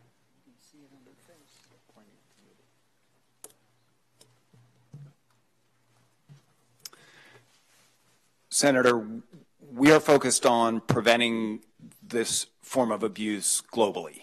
So when we say we have an obligation to protect the platform from being used for abuse, that's a global obligation. So we are focused on elections as they appear on the calendar, including the Catalonian election that occurred recently, as well as the other elections that are on the calendar going forward. We're focused on ensuring that all actors on the platform comply with local law, as Mr. Walker suggested earlier, and we are focused on making sure that any foreign threat actors that are seeking to undermine democracy anywhere are removed from the platform. Have each of you had to take corrective action against actors in that debate who were not who they purported to be? Mr. Stretch? Senator, the key, I'd say, progress we've made is... That's a yes or no once again. Mr. Edgett. I believe so, but I'll need to follow up with your staff. Thank you. Mr. Walker. We're constantly removing fraudulent, deceptive accounts from our services. I'm not familiar with the specifics there. You can get back to us. Mr. Edgett, given the discussion we've had about automated Twitter accounts and bots, and the range is obviously very wide, but we know that's a problem. And you made a assertion earlier that I want to come back to and just make sure it's accurate.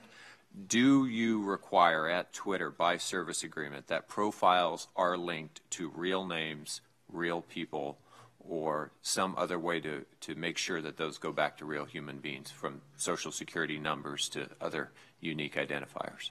We do not. We require some information at sign up, but we don't require you to verify your identity. We have services that verify identities on the platform. So why on earth not?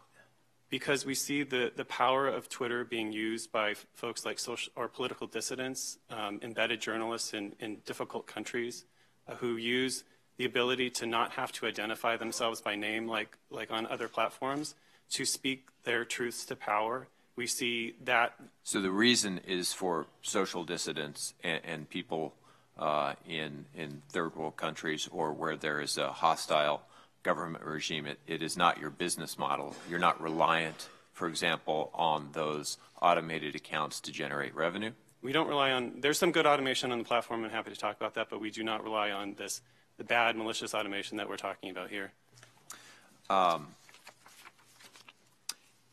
If I were running a political campaign today and I were to advertise on local television, on cable television, in print or on the radio or even through the mail, I would have to have a paid for by disclaimer on those ads. Now, Mr. Walker, I believe, has already addressed this issue, but is there any policy reason that online social media ads, given how effective and influential they have clearly become, shouldn't meet that same level of transparency? We agree with the transparency efforts, and last week announced that we're creating a transparency center, not just for political ads, which will have even more information than all ads, but a transparency center for all ads, so that you can see not just the ad that you've seen and why it's been targeted to you, but all of the other ad creative from that same advertiser. On the election front, you'll also be able to see who's paying for the ad, how much they've spent on this ad campaign and all ad campaigns, and you'll be able to see what the targeting criteria are, so to better educate around why these ads are on the I platform. appreciate that, Mr. Edge. Mr. Stretch. The same is true for Facebook. We are working both on political ad transparency, enabling more visibility into campaign ads by third parties, and also enabling campaigns to meet their disclosure obligations in their online communications. Thank you, Mr. Chairman.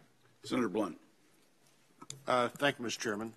So, Mr. Edge, in response to Mr. Heinrich's question, there was a lot of information that you could get based on that policy if you pursue it, like all the other ads they ran. How much would you get that by going to another spot? Surely that's not all right there on the ad. Obviously, we're a character-constrained platform, so we will be identifying very clearly whether or not something is a political ad, so that you can see it right away. And then, depending on if you're on a web browser or on a mobile phone, you'll have to hover over or click on a spot to then see sort of a full transparency center that gives you all of that information. So right would away. you be able on the ad itself to go ahead and put enough of a disclosure there that it's clear when you're looking at the ad who paid for it and how to find more information out about who paid for it?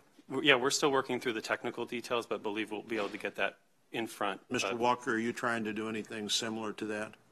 We are. Our idea is to have an icon that a user can click on so it's immediately available to them when they see the ad.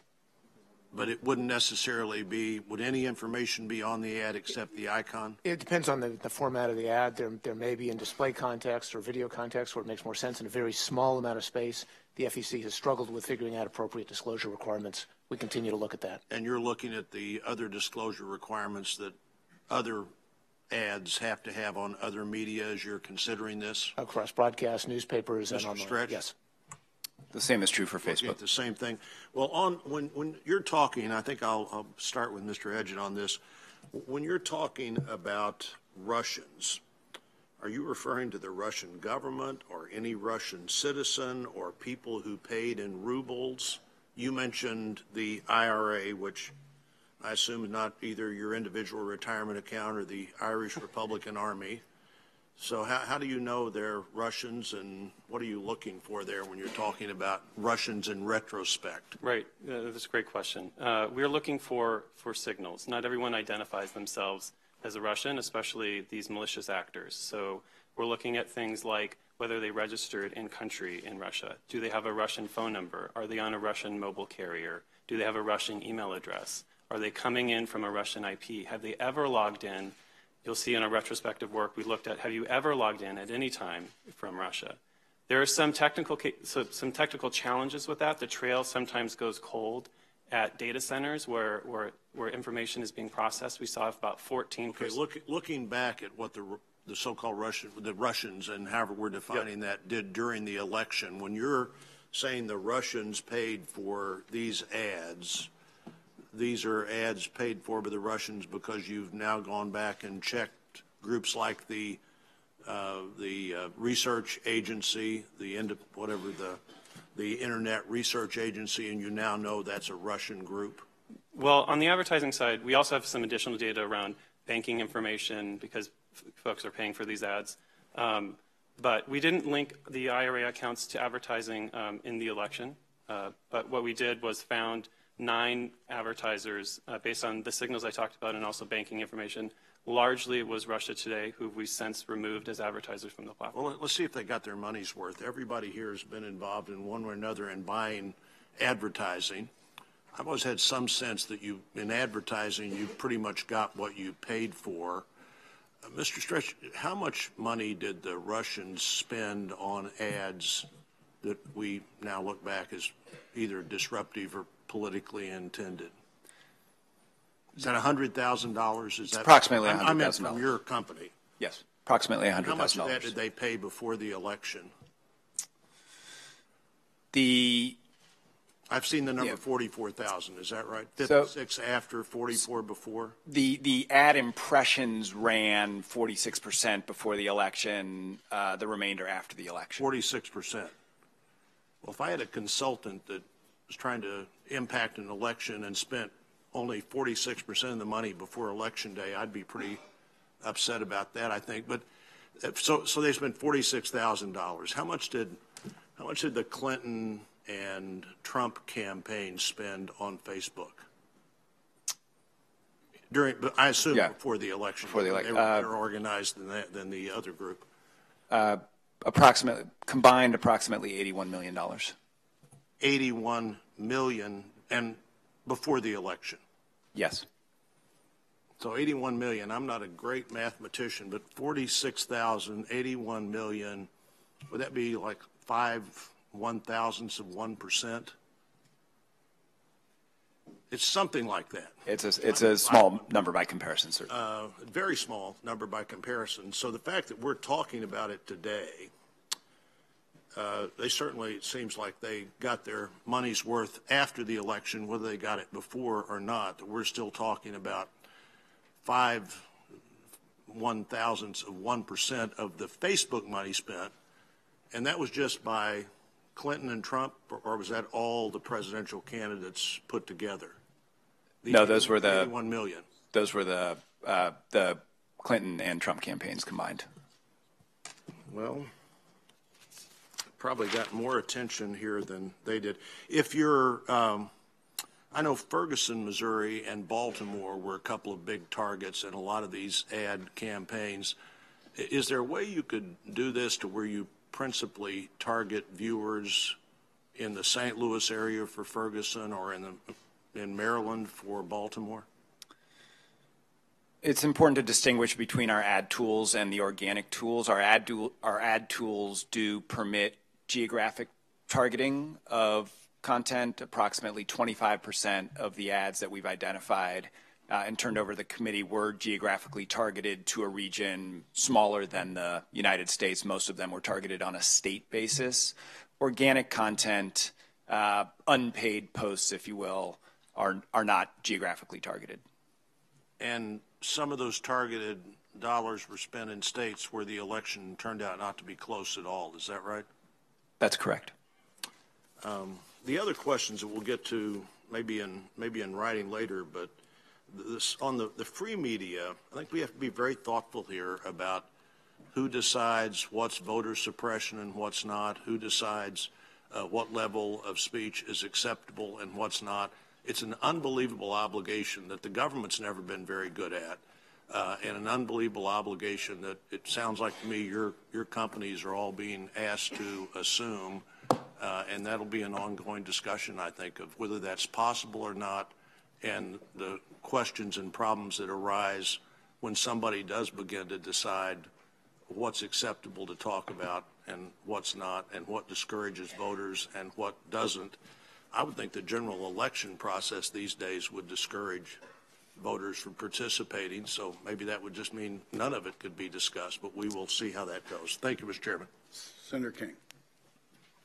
Thank you, Mr. Chairman. Gentlemen, you've done a good job this morning. I must say, though, I'm disappointed that you're here and not your CEOs, because we're talking about policy and the policies of the companies, and it's fine to send general counsel, but I think if you could take a message back from this committee, if we go through this exercise again, we would appreciate seeing the top people who are actually making the decision.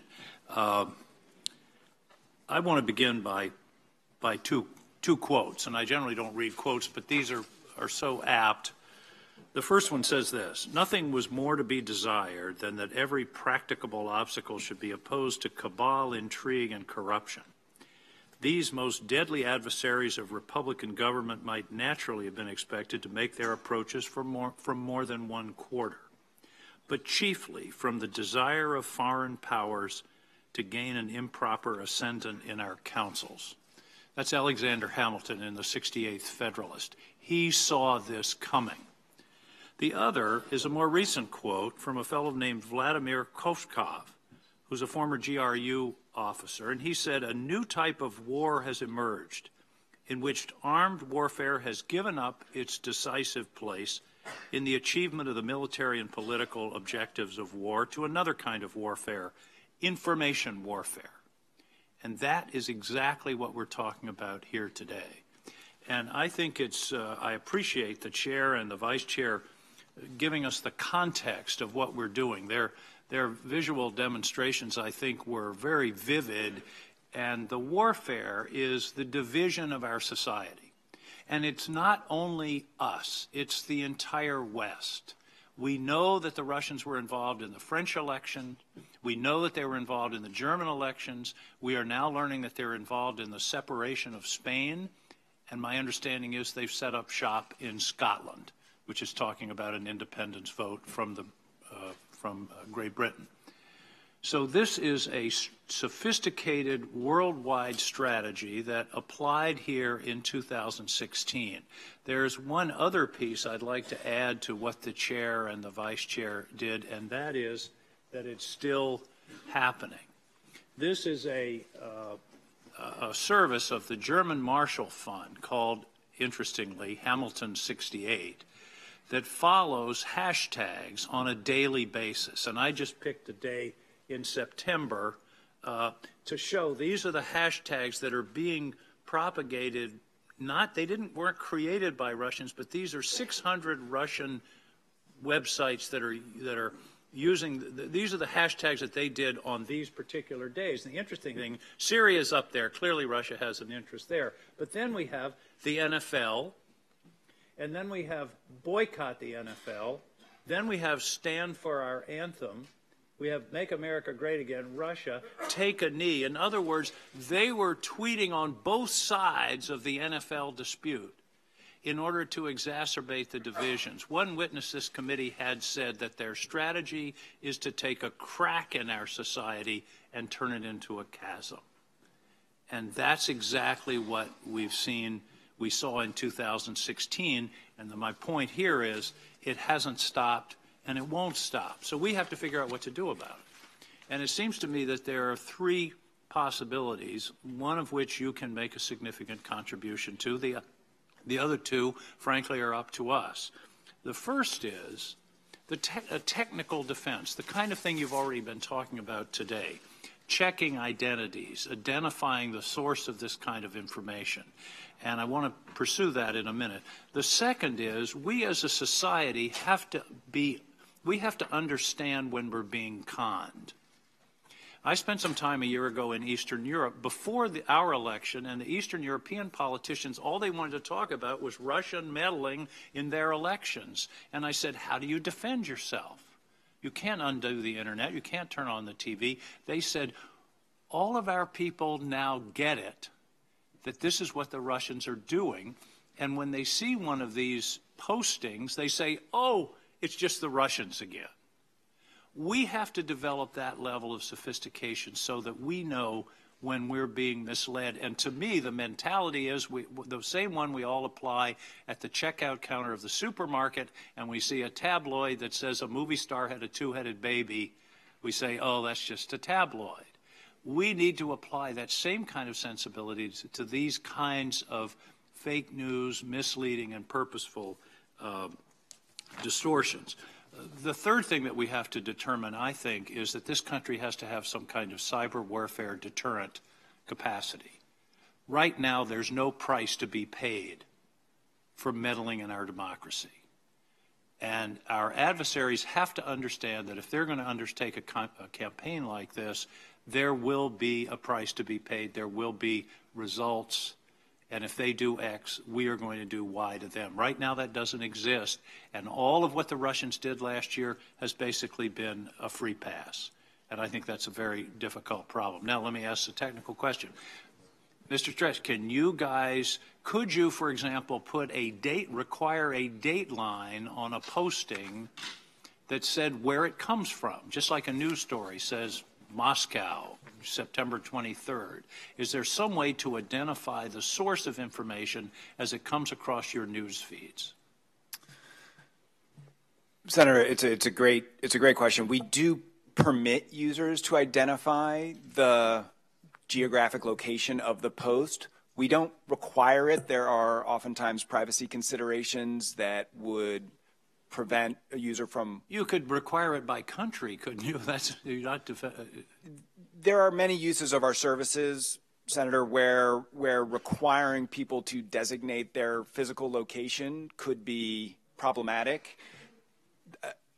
I would make two other points. One is because of the way the internet is architected, your geographic location can be disguised. That's something we need to work on in order to make sure we're not being fooled, because I think your larger point is an excellent one. The geography of the location of the user paired with the content they're serving. It's part of the information. Is part of the information, and we need to do a better job tuning our systems to be more sensitive to that. Mr. Walker, you said something similar. You said they, being the people, should know what they're getting. When we get information, we know it's in a newspaper. We see the name of the author. We see the dateline. And we're in a new information distribution world here, and we need to think about how to apply some of the principles that have helped us to assess that information. And I hope that you all will continue to develop policies just as the newspaper business did 100 years ago, that help your customers to analyze and assess the validity of the data. The problem now is we're just taking what comes as it comes. I'll end with this. I have a quote on my kitchen wall that my wife found, and it said, "The great problem with quotes on the internet is determining whether they're authentic." Abraham Lincoln. Thank you, Mr. Chairman. Senator Langford.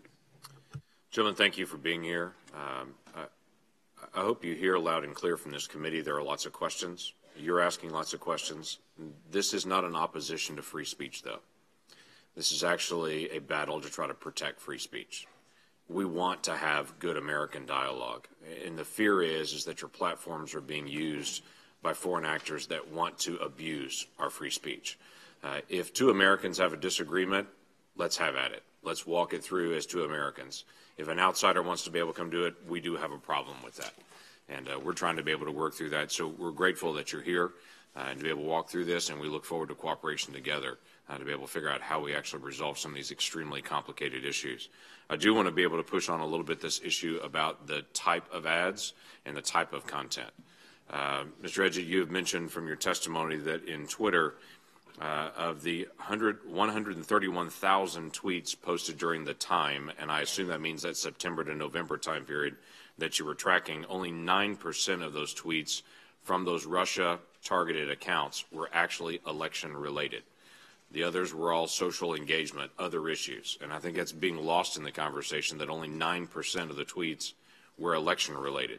Now, my question is, for all of your platforms, what are you seeing from Russian-related accounts that you're tracking now and trying to be able to pull down or identify? What are the social issues that are being discussed right now from those sites? And I understand you can go back for the last 6 months if you want to, but give me some examples of the type of social issues that they're engaging with. One has already been mentioned by Senator King, and that's the NFL. Either boycott the NFL or take a knee on that. Has that been actively pursued on your sites?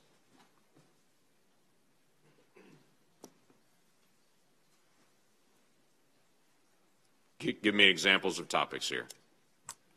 So one example we saw following the election was an effort by the accounts we've identified to inflame some of the post-election demonstrations we saw. So some of the accounts turned to questioning the Electoral College as an example.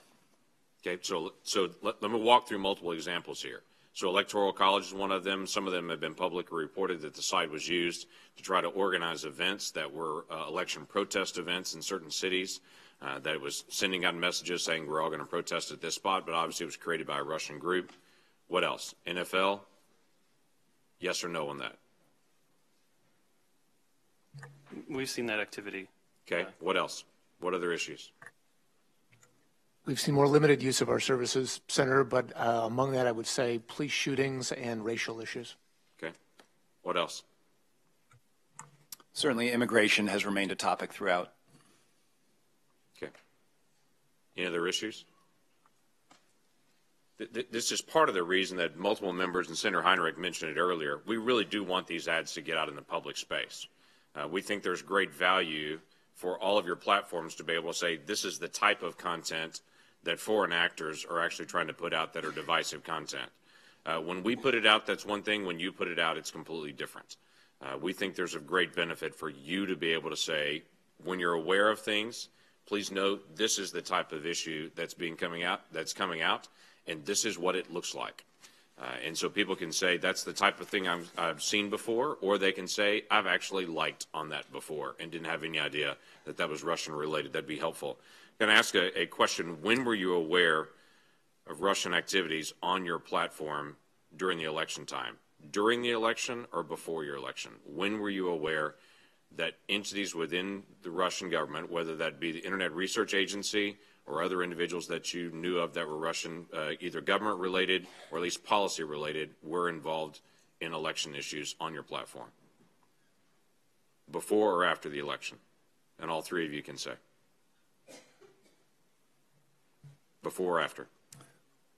We were aware of Russian state actors active on the platform prior to and through the election, separate from the Internet Research Agency, and we communicated with law enforcement about our concerns at the time. These actors were engaged in more traditional cyber threat activity, focusing on account compromise as well as trying to direct attention to stolen information that was hosted on other sites. How far back?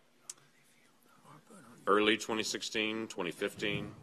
We had seen activity as early as 2015. Okay. Stretch. Twitter also saw activity from the IRA on our platform and took large-scale action to take down accounts in 2015. We generally are aware of intelligence community reports, so became aware of the activity in the report that came out in January of this year. And then obviously through the retrospective work have uncovered the sort of what we think is the full extent. We're continuing to look and to research that issue. Okay. Mr. Walker. We've been looking at cyber espionage issues, accounts compromise issues for many years. It was only after the issuance of the report in January that we took a deeper dive on the particular kinds of things we're talking about here today. One of the things that we're trying to address is getting additional information. Getting the ads I mentioned out before would be very helpful. Getting the type of posts that have been done would be very helpful to the American people to be able to see. Getting the statistical information would also be helpful. The statistics that you've given us are the number of accounts that are related to this, but it's not giving us the breadth and the depth of those accounts once they're activated. So, for instance, it's helpful to know that 1% of those accounts were Russian related, but what we're not getting statistically is, was that 1% the first 1%? They actually created it, launched it, and then millions of people saw it after that. Are they in the middle stirring it and advancing it, or were they beginning it? That would be helpful to us as well. And I know you have that data to be able to see, did they start it? Were they in the middle of broadcasting it? So just giving us the percentage of users that shared it doesn't help us. Knowing when in that process and what happened after that, that's what helps us. You all have done a lot of work on terrorism, on Islamic extremism, on the advance of ISIS. You've done a lot of work on child pornography, on human trafficking, on the sales of illegal drugs on your sites. We're asking for help on this area as well. Now, this is something that I would hope that we do not have to engage legislatively, or if we do, it's the lightest possible touch. This is something you have been actively engaged in other topics, and we look forward to cooperation in this as well, so that y'all are managing that. But I do hope in the days ahead we continue to protect a platform for free speech to allow individuals to be able to speak their opinions, whether it's agreed or disagreed on by other Americans, so Americans can engage in that dialogue. Thank you. Senator Manchin. Thank you, Mr. Chairman. Thank you all. RT, the Russian state news organization, the federal intelligence officials call the Kremlin's principal international propaganda outlet. RT America TV broadcasts negative programs, derogatory information about the United States. It's essential information warfare directed against the United States. According to the unclassified intelligence report released on the 2016 elections, the Kremlin staffs RT and closely supervises RT's coverage, recruiting people who can convey Russian strategic messaging. Additionally, the Kremlin spends $190 million a year on the distribution and dissemination of RT programming. Can you all answer, do any of your organizations allow RT to purchase space or advertise on your accounts? We've off-boarded, which means we've banned Russia Today and their related accounts from advertising on the Twitter platform. That's effective as of when? That was effective as of a week or so ago. We have reviewed the RT accounts, and as you know, RT advertises extensively in newspapers, magazines, airports across the United States. We've not found violations of our accounts, but we are focused on making sure that there's enhanced transparency with regard to government-funded broadcasting of all kinds, whether that's RT or Al Jazeera or other sources. Mr. Stretch? The same is true for Facebook, Senator. Well, it says here that RT uses Google's, YouTube, Facebook, and Twitter as the main distributors of their content. So you all have been the main go-to to get their propaganda out to the United States to do harm to us. That may be true online, Senator, but of course RT is covered by, RT channels are included on major cable television networks, satellite television networks, hotel television choices, etc. So it is a problem that goes beyond the web. Let me ask this question, if I may. Kaspersky Labs, their antivirus software, do any of you all have it on your personal computers? Your personal computers are using Kaspersky Labs? No, sir. Does your company use Kaspersky? I do not believe so. Could you check and find out? We will follow up. How about any of the other two? Not aware, but we'll follow up with your staff. Likewise. Do you all have any doubts about Russians' involvement to interfere in our 2016 president election? Do you have any doubts at all that Russia intervened, interfered, and had a profound outcome, is basically on our outcome to our election?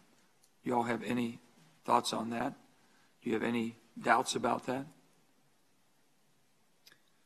We have no doubt that there were attempted efforts at interference. It's something we're focused on addressing going forward. In terms of whether it had an effect on the outcome, that's not something we're in a position to judge. Well, let me ask this. Are you or your CEOs concerned about the threat and damage your companies can do to the U.S. with your far-reaching power? And you have been identified as the major distributors of fake news?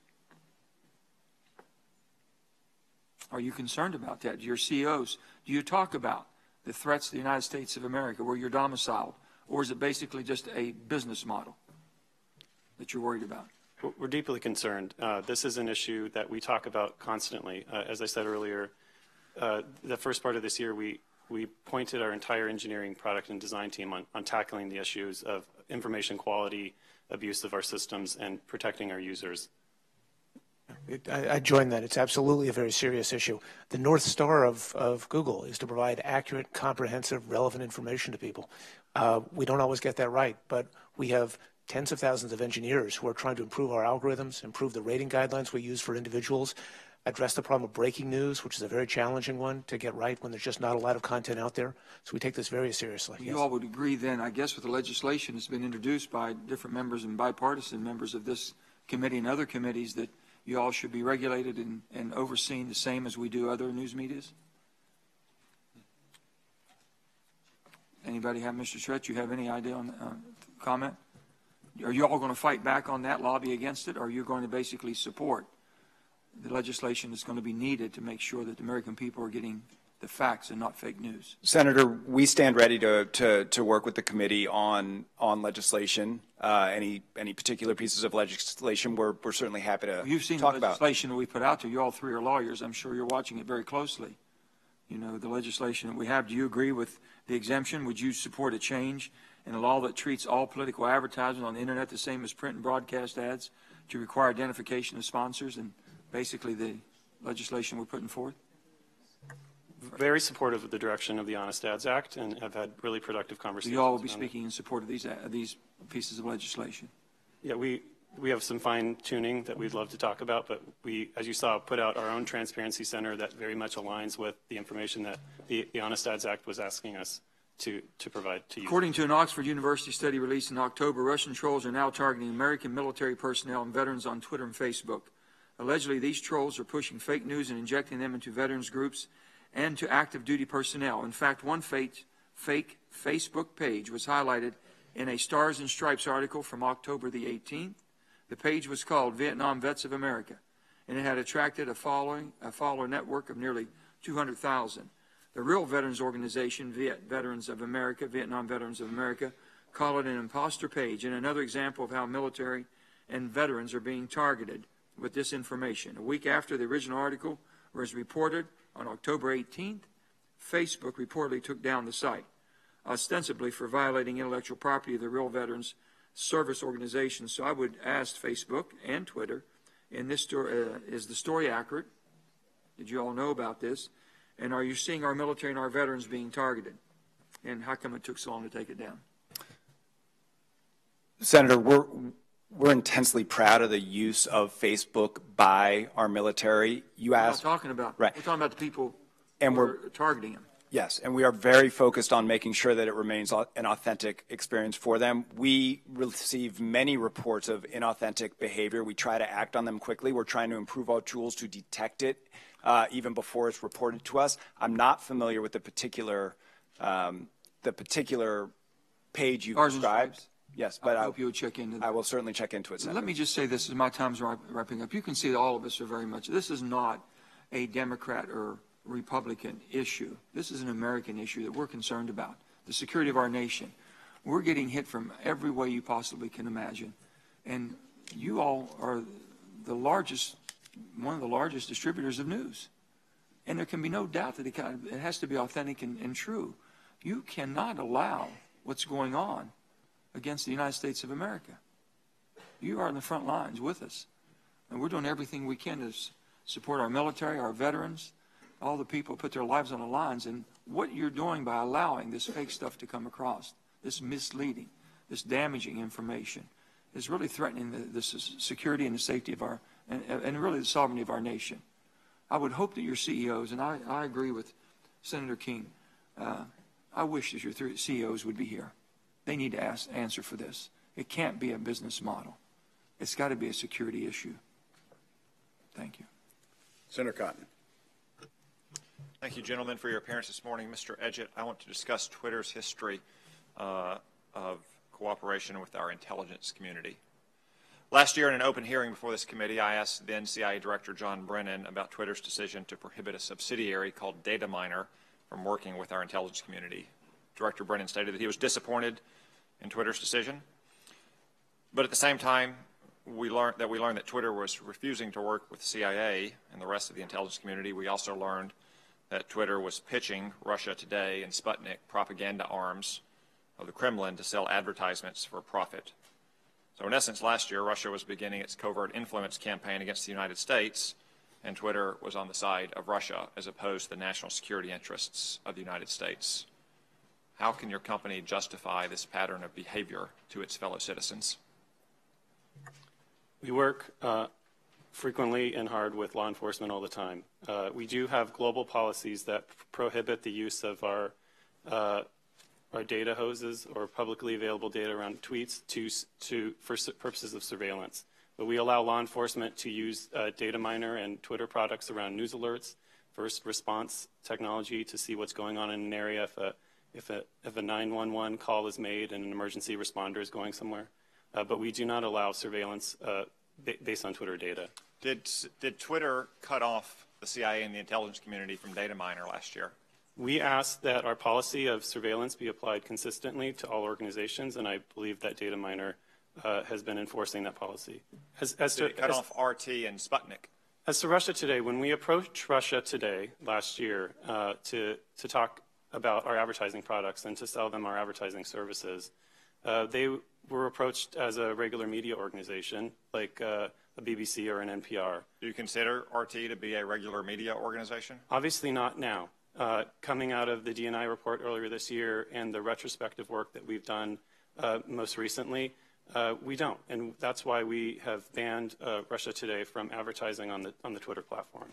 So there's a difference, though, between the advertising question, which was improvident, and the use of Dataminr.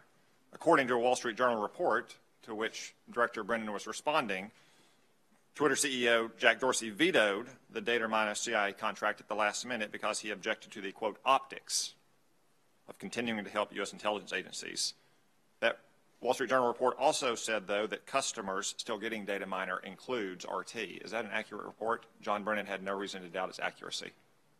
I don't have the information, but we'll follow up on Russia Today's use of Dataminr's products, which is the third party where we have a relationship.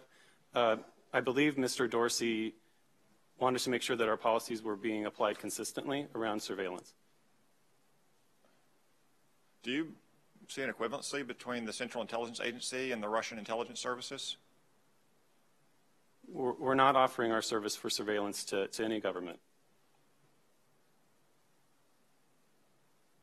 So you will apply the same policy to our intelligence community that you apply to an adversary's intelligence services? As a global company, we have to apply our policies consistently. This reminds me of the old line from the Cold War that of one who did not see a distinction between the CIA and the KGB on the other hand, because a KGB officer pushed an old lady in front of an oncoming bus, and the CIA officer pushed the old lady out from the path of the oncoming bus because they both go around pushing old ladies.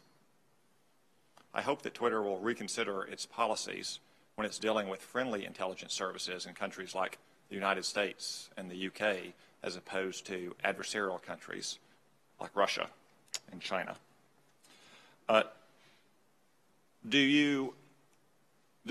Would Twitter entertain the possibility of once again allowing the intelligence community to use DataMiner?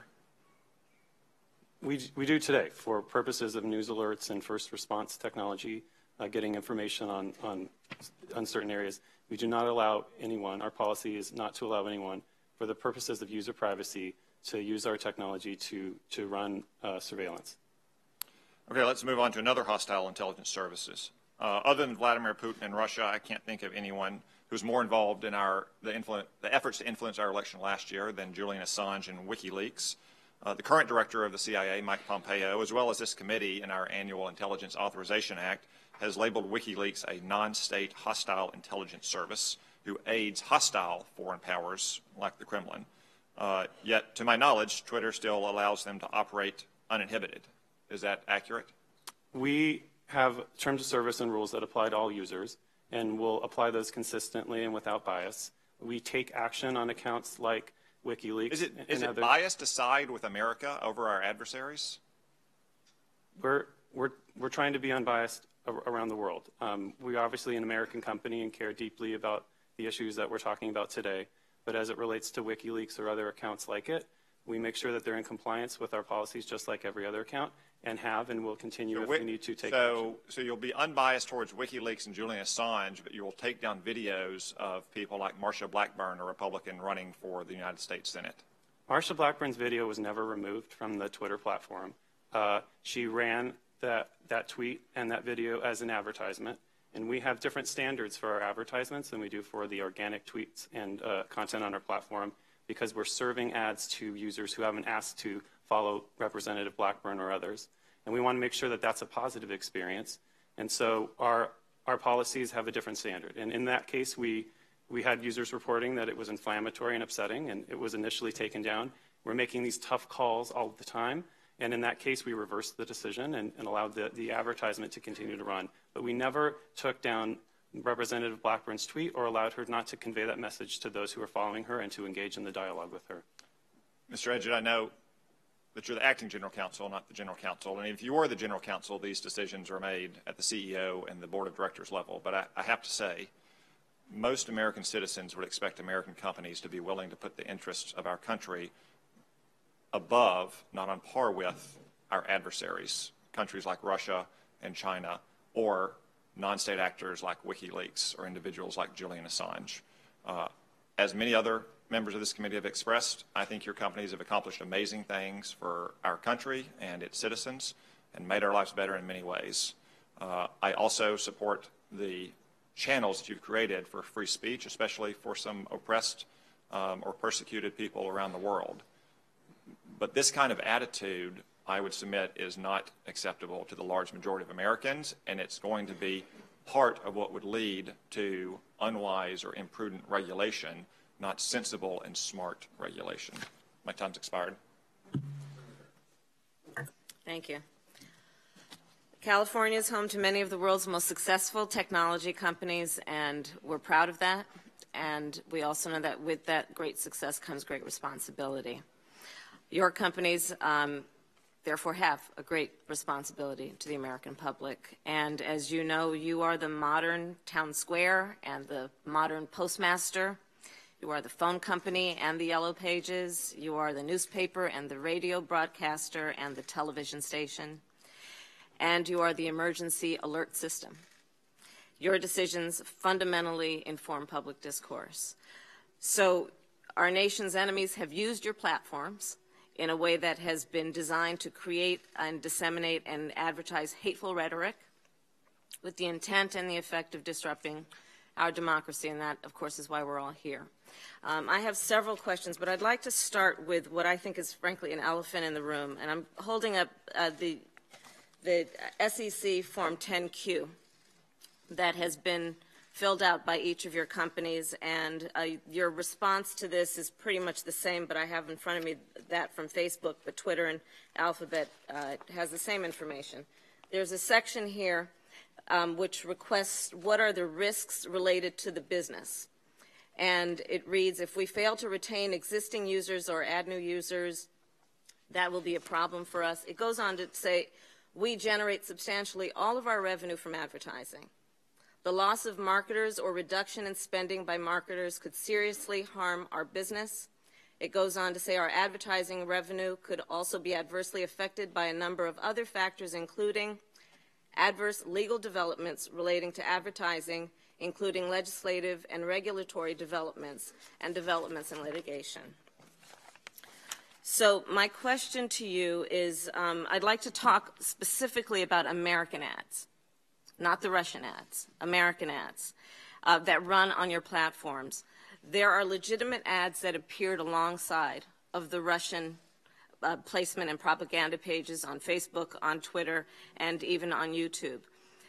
So can you please tell me that as it relates to those those advertisements on Facebook, on Twitter, or in YouTube, how you are addressing that, and in particular, how much money did you make off of the legitimate ads that ran alongside the Russia propaganda? And we can start with Alphabet or with Google, please.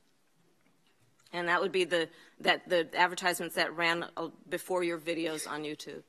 Sure. The total amount of advertising we discovered across our platforms was $4,700 from the Russian sources. That's not my question. I understand. My question is American advertising or legitimate advertising. How much money did you make from legitimate advertising that ran alongside the Russia propaganda?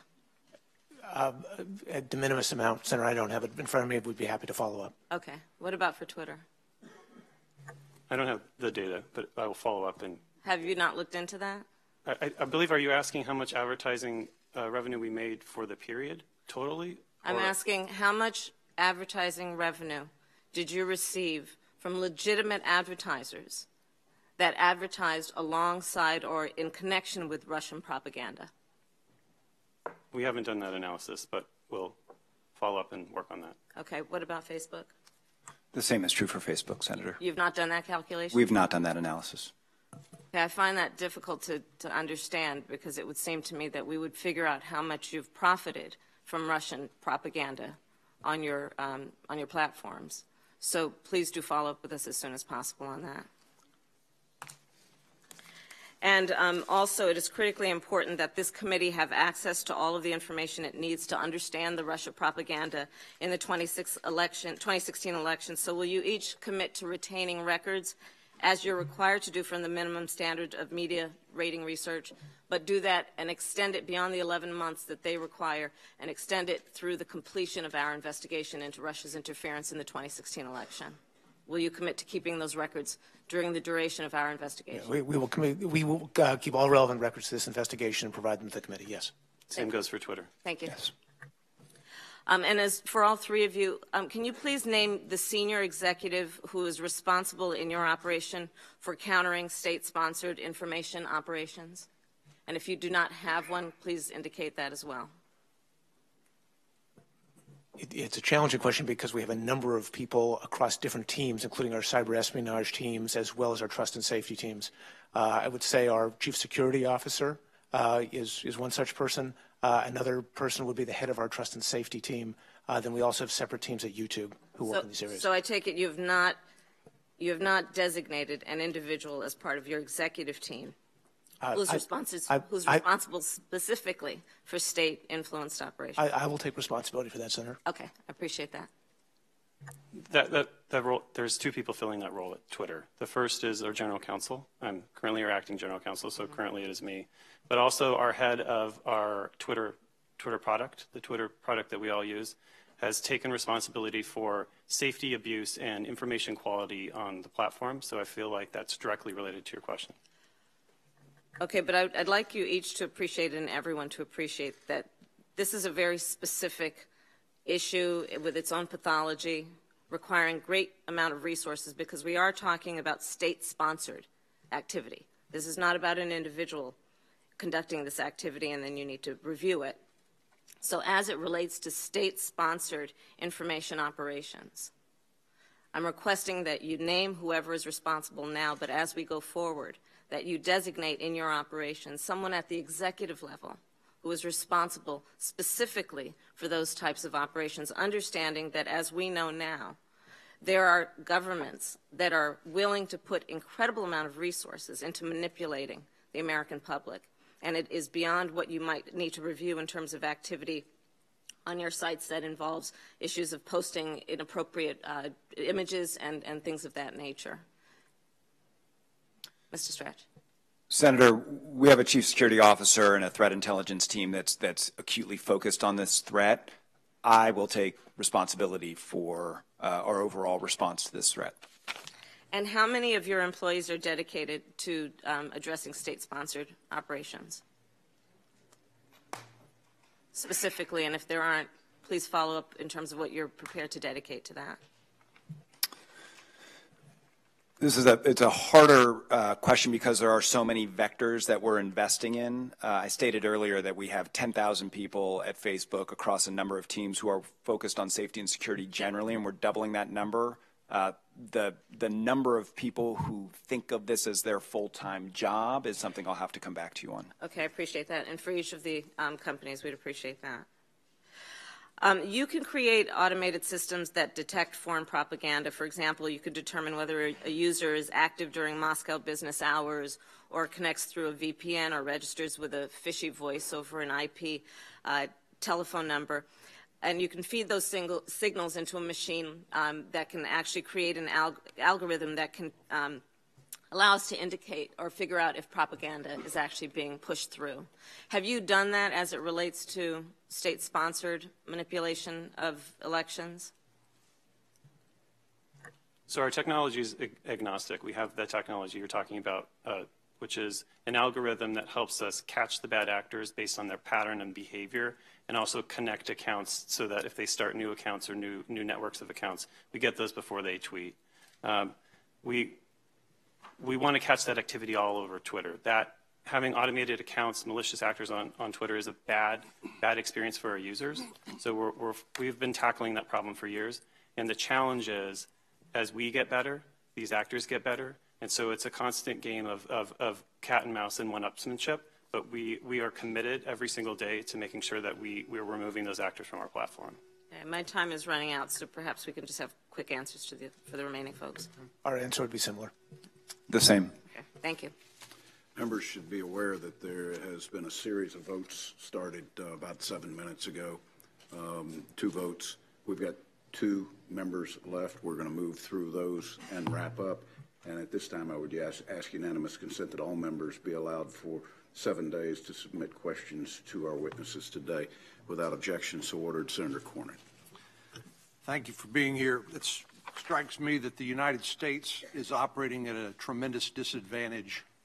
We are a free and open society. We believe in freedom of the press, freedom of expression, and we respect the privacy rights of individuals.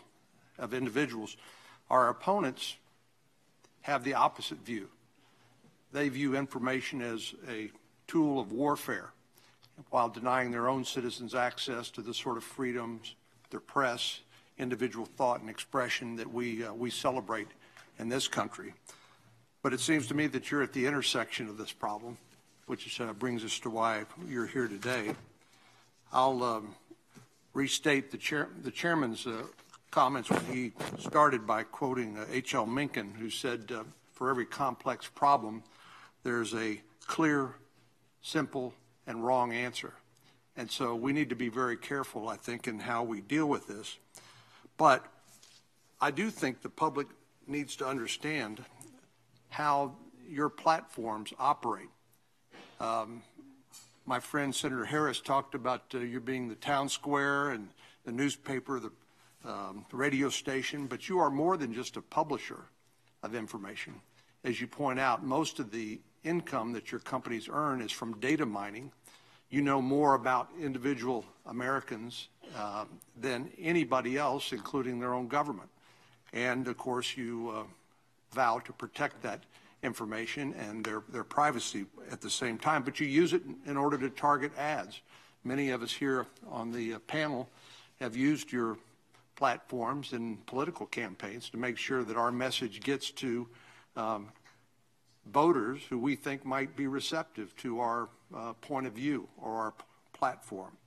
But I'd like to know, as a general matter, how do you distinguish between somebody like Senator Feinstein alluded to, using social media as a means to recruit and incite lone wolf terrorists like the one that plowed down unsuspecting New Yorkers yesterday, killing 8 and injuring 11 others?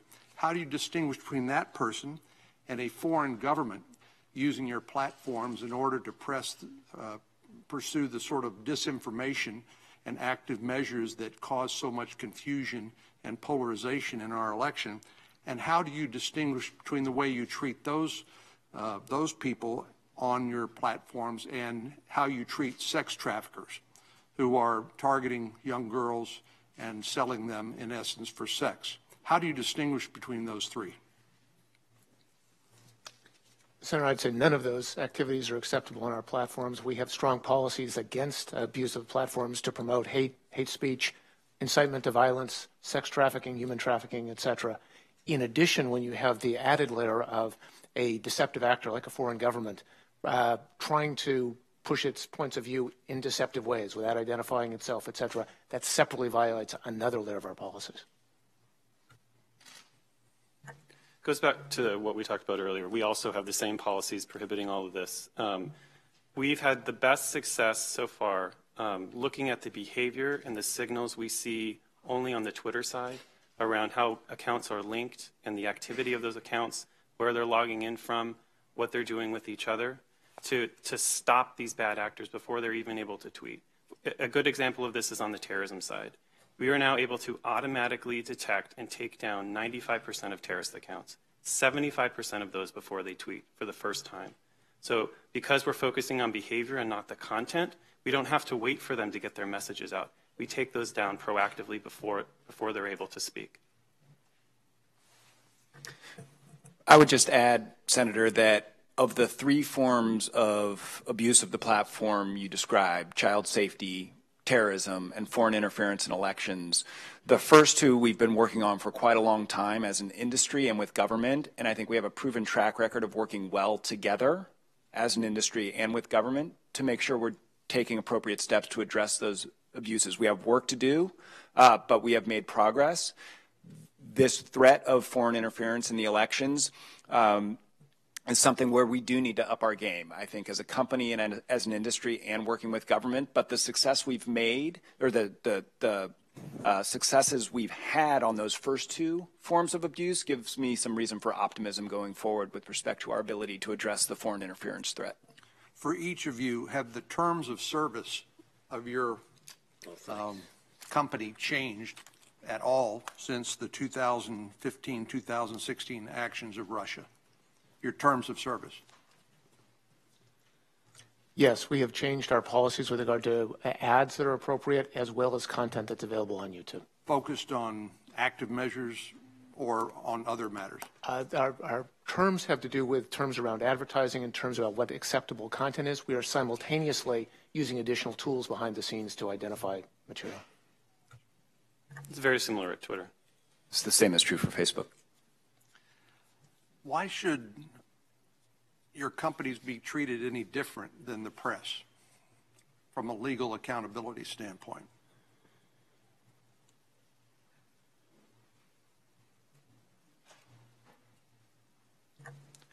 We believe as a user-generated content platform that the rules around Section 230 provide a platform to our users around free speech and expression, and don't require us to take a bias on removing content that we fear will violate certain rights. And so we work actively to prohibit things like violence and terrorism and abuse and harassment. And you'll see how we're tackling this problem with urgency and seriousness. But we believe that as a user-generated content platform, we want to allow the free expression and debate without the interference of some of the things that you're talking about. So you believe you should be treated from a legal standpoint differently than a newspaper, a cable TV show, or a radio show? Yeah, we're not producing the content. We're allowing users to upload. We have a lot of great journalists and news organizations who are putting content on our platform to share, linking back to their sites. We're offering the service to allow that interchange, that information sharing. That may well be a distinction that is lost on most of us, that you're just a platform for other people to express their views as opposed to being a publisher in your own right of those views. Finally, let me just ask each of you, please, to continue to work with us on the Stop Enabling Sex Traffickers Act of 2017. As you know, this deals with the Communications Decency Act, which has been used as a legal bar to those who've been victims of sexual abuse when they seek to bring the people who facilitated that sex trafficking to justice. And I think there is a way that working together we can come up with something that protects the victims but also maintains the freedom of the internet. And I would just encourage each of you to continue working with us on that so we can reach an acceptable outcome. Thank you, Mr. Chairman. Senator Reid. Thank you, Mr. Chairman. For all the panelists, starting with Mr. Stretch, when you discovered a deceptive foreign government presentation on your platform, my presumption from what you've said today, you'll stop it and take it down. Do you feel an obligation in turn to notify those people who have accessed that? And can you do that, and shouldn't you do that? Senator, we feel an obligation, as you say, first to stop the activity, second to investigate it further, to fan out essentially from the account to make sure we're taking an expansive view of the investigation to try to capture any related activity, third to share threat information with the industry and with the government so we can all do a better job, and then fourth to bring the issue to the attention of in this case, this committee. And the content itself, we've said we're supportive of this committee making it publicly available. The question of reaching out to individuals who may have seen it is a much more difficult and complex one, but we believe our commitment to transparency on this issue generally should address that. Well, technically you could do that, I presume, or you could invest the resources to do it. And as a result, frankly, reporting to us about the nefarious activities of Russia is not going to immediately translate to the thousands or apparently 126 million people who saw the message and thought it was legit. You have the, I presume, the technical skill to do that, is that? And again, apropos Senator Cornyn, you know, you'll see in the newspaper, we correct the statement we made the other day. It was wrong, or it was deliberately wrong. And I think you, given the First Amendment, you can live with that, I hope. I'm sorry, Senator, could you repeat the question? I didn't. Well, the question goes back to having an obligation under the First Amendment to notify people who you know have been deliberately misled by a foreign government. Not just us, not just law enforcement. The technical challenges associated with that undertaking are substantial, particularly because much of the data work underneath our estimate of the number of people who may have been exposed to this relies on data analysis and modeling. That said, we do believe transparency in this area is important, and we are supportive of making as much of this information available to the public as the committee deems warranted. Mr. Edgett, I deem it warranted for where that's worth. Mr. Edgett? It's an interesting proposition. We have a team dedicated to information quality and how we present information on the platform. We see as an open platform active dialogue around a lot of this false information, fake information right away. So when you're seeing the tweets, you're also seeing a number of replies to it, showing people where to go, where other information is that's accurate. But we will definitely take that idea back to explore how we could implement a process like that. Mr. Walker, your platform? We're somewhat differently positioned in that because we're not primarily a social network, many of our users are not logged in at the time they access content. So it's difficult for us to know exactly who has seen what, but we too will take it under consideration. Thank you. With respect to bots, what I've gleaned from the testimony, and please, stop Mr. Walker, go back again, is that when you can technically identify a bot system operating on your platform, and then am I right to assume that you will shut them down if they were any bot system you will shut down, or particularly a government-related bot system? When we refer to bots, it's primarily a Twitter issue. I'm not familiar with bots on Google per se. Well, let's go to Twitter. Well, I'm not the technical expert, but for YouTube is your subsidiary, I presume. That's correct, yes. And a lot of the hits on YouTube, I presume, were generated by electronic devices, not people, so that the RT program that was so attacking Secretary of State Clinton had a 2% over-the-air audience, but huge number of hits on YouTube. And as a result, you are being unwittingly used by bot systems all the time. Yeah. So an automated view of content really isn't sort of the core issue. What people tend to do on YouTube is try to drive up their perceived view counts to make themselves appear to be more popular than they are. And they do it by using electronic networks. That's certainly right. And so across, and this is a problem not limited to this context, many people would like to make themselves appear more popular than they are. So we have a lot of sophisticated tools that are precisely designed to combat that kind of phenomenon. And you will, if you find it, reduce the number of hits so it's no longer trending? Either that or remove people from our services for abuses of our terms of service. So you do have to deal with these bot networks, and you're dealing with... In that sense, that's correct, yes. Okay. Bots. Similarly, we removed as many bad automated accounts as we can find. As I said earlier, some of these bad actors are trying to get more sophisticated, and so we're staying ahead of that by learning from the automated accounts that we're seeing.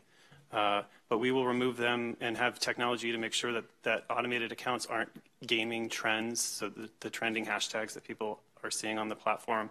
We will remove their content from search and from the timelines, and we will remove them permanently from the system, once we are able to investigate. Mr. Stretch, please. Senator, apologies. We prohibit automated account creation, and in doing so, we're always looking for evidence of accounts being created en masse and engaging in either of the behaviors that Mr. Walker and Mr. Edgett identified. Thank you. Just a quick question, because my time is just about going. This is a daunting effort. We're being attacked, and you have to go on the offense, the counter-offense, because the way we've structured this system, we have very limited government role in your regulation, your activities, et cetera. And it comes down ultimately to resources. So I would like you to follow up officially, but what % of your revenue are you devoting to these activities, proactive activities, not, just, if someone complains enough, we'll take it down, but finding bots, thinking about notifying recipients of clearly bad information. So what % do you think, Mr. Stretch, right now? Senator, I cannot give you a percentage. I can tell you that the company is committed to getting this right. Our most expensive resources are people. And as I stated earlier, we are doubling the amount of people who will be focused on these efforts in the coming year. Can you get us a number, please, in writing? Yes. Thank you. Mr. Edgett, please. We also dedicate a lot of resources to this, and I'll follow up with your staff. Mr. Walker, similarly. Similarly. Thank you. Thank you, sir. Chair recognizes Vice Chair. Thank you, Mr. Chairman. I'll be very brief. I know our time's gone. One, I want to acknowledge Senator Reid, I think, raised a very good question. And if you were in a medical facility and you got exposed to a disease, the medical facility would have to tell the folks who were exposed. The comment as well about TV and radio making corrections. I do think it's an interesting question about what obligation you might have. And I just have to tell you, I think there have been some progress made, and I appreciate some of your efforts. I still find it very disturbing that it appears that, at least from Twitter and Facebook, the sense is that all the Russian active measures only originated with one single troll farm in St. Petersburg, and it still appears that most of the work that you've provided us is derivative of your initial reports. I was hoping very much that you would come in today and either say that was absolutely all it, or we've identified other troll farms or other entities, and I think we've got a lot more work to do. Thank you so much, Mr. Chairman, for this hearing. Thank you, Senator Warner. We've come to the close of this, and let me just make a couple of statements if I can. If for some reason you need antitrust waivers to collaborate with each other, please let us know. More importantly, seek for the waiver yourself. This is going to take an overall effort to minimize. I'm not going to use the term eliminate, to minimize the damage and, more importantly, the impact of what Russia is doing, did do, and what others will do next year. I firmly believe that all three of your companies have a new perspective on security, and that you've got you're at varying degrees of changes that are good. The challenge is, if it fails, the impact of that failure is significantly different than it was in the 2016 elections. I need you to know that up front. You all acknowledge that FEC law applies to you. But it hadn't been lost on me that all of you asked for an exemption from the applicable FEC law. So, you know, I sort of am reminded that a portion of the content posted on Facebook by foreign actors appeared to support one candidate or another. Clearly, it falls within the lines of what the FEC law was there for. And as you know, federal campaign law requires disclosures of sources for ads. I have to put that little thing paid for by. Mr. Edgett, you said you guys are adopting a new thing. I applaud you on that. And I'm sure if I asked you why you didn't apply it, you might have told me before that the FEC law didn't apply to you because they had a hung jury at the FEC. They didn't decide it did, and they didn't decide it didn't. Or maybe it's the excuse that it was small, impractical items, therefore they had an exception to the disclosure. Let me make it perfectly clear. There is no exception to the disclosure as it relates to foreign money used to influence U.S. elections. That is a national security issue. It is a direct attempt to infiltrate the democracy that we have here. And if it's not stated in the law, it should be in your company responsibility to take it on head on. So in the future, I hope that if there's a takeaway from this, it's that everybody's going to adhere to FEC law. If you're a media outlet and you've known that it applied to you, if for some reason you ever questioned whether it was foreign money, then you probably didn't run the ad. I hope that none of you's platform is conditional upon you not verifying where that money's coming from. So the one thing that I didn't hear today, and I hope you will take it back, is the effort to certify who's paying for these things. I, like others, do not want the government to stipulate to any of you what content, especially political content, should look like. By the same token, you're the front line before anything else has to kick in to certify that foreign money is not finding its way into influencing U.S. elections. I wish I could leave today and believe the only thing we have to worry about are elections. The truth is we've spent a tremendous amount of time as two old guys trying to figure out what bots were and things that I don't use. But I have to understand them in a way that, as a policymaker, makes decisions that are best for the future of my kids and my grandchildren, to make sure they've got access to your platforms, to make sure that they can experience things I never dreamed about experiencing and I'm too old to understand. But I recognize the fact that I can't be influenced just because I don't understand it, because I've got to match my capital with the intellect of all of you at the table and the people that work at all your companies. That is our future. Don't let nation states disrupt our future. And you're the front line of defense for it. Please take that back to your companies. This hearing is adjourned.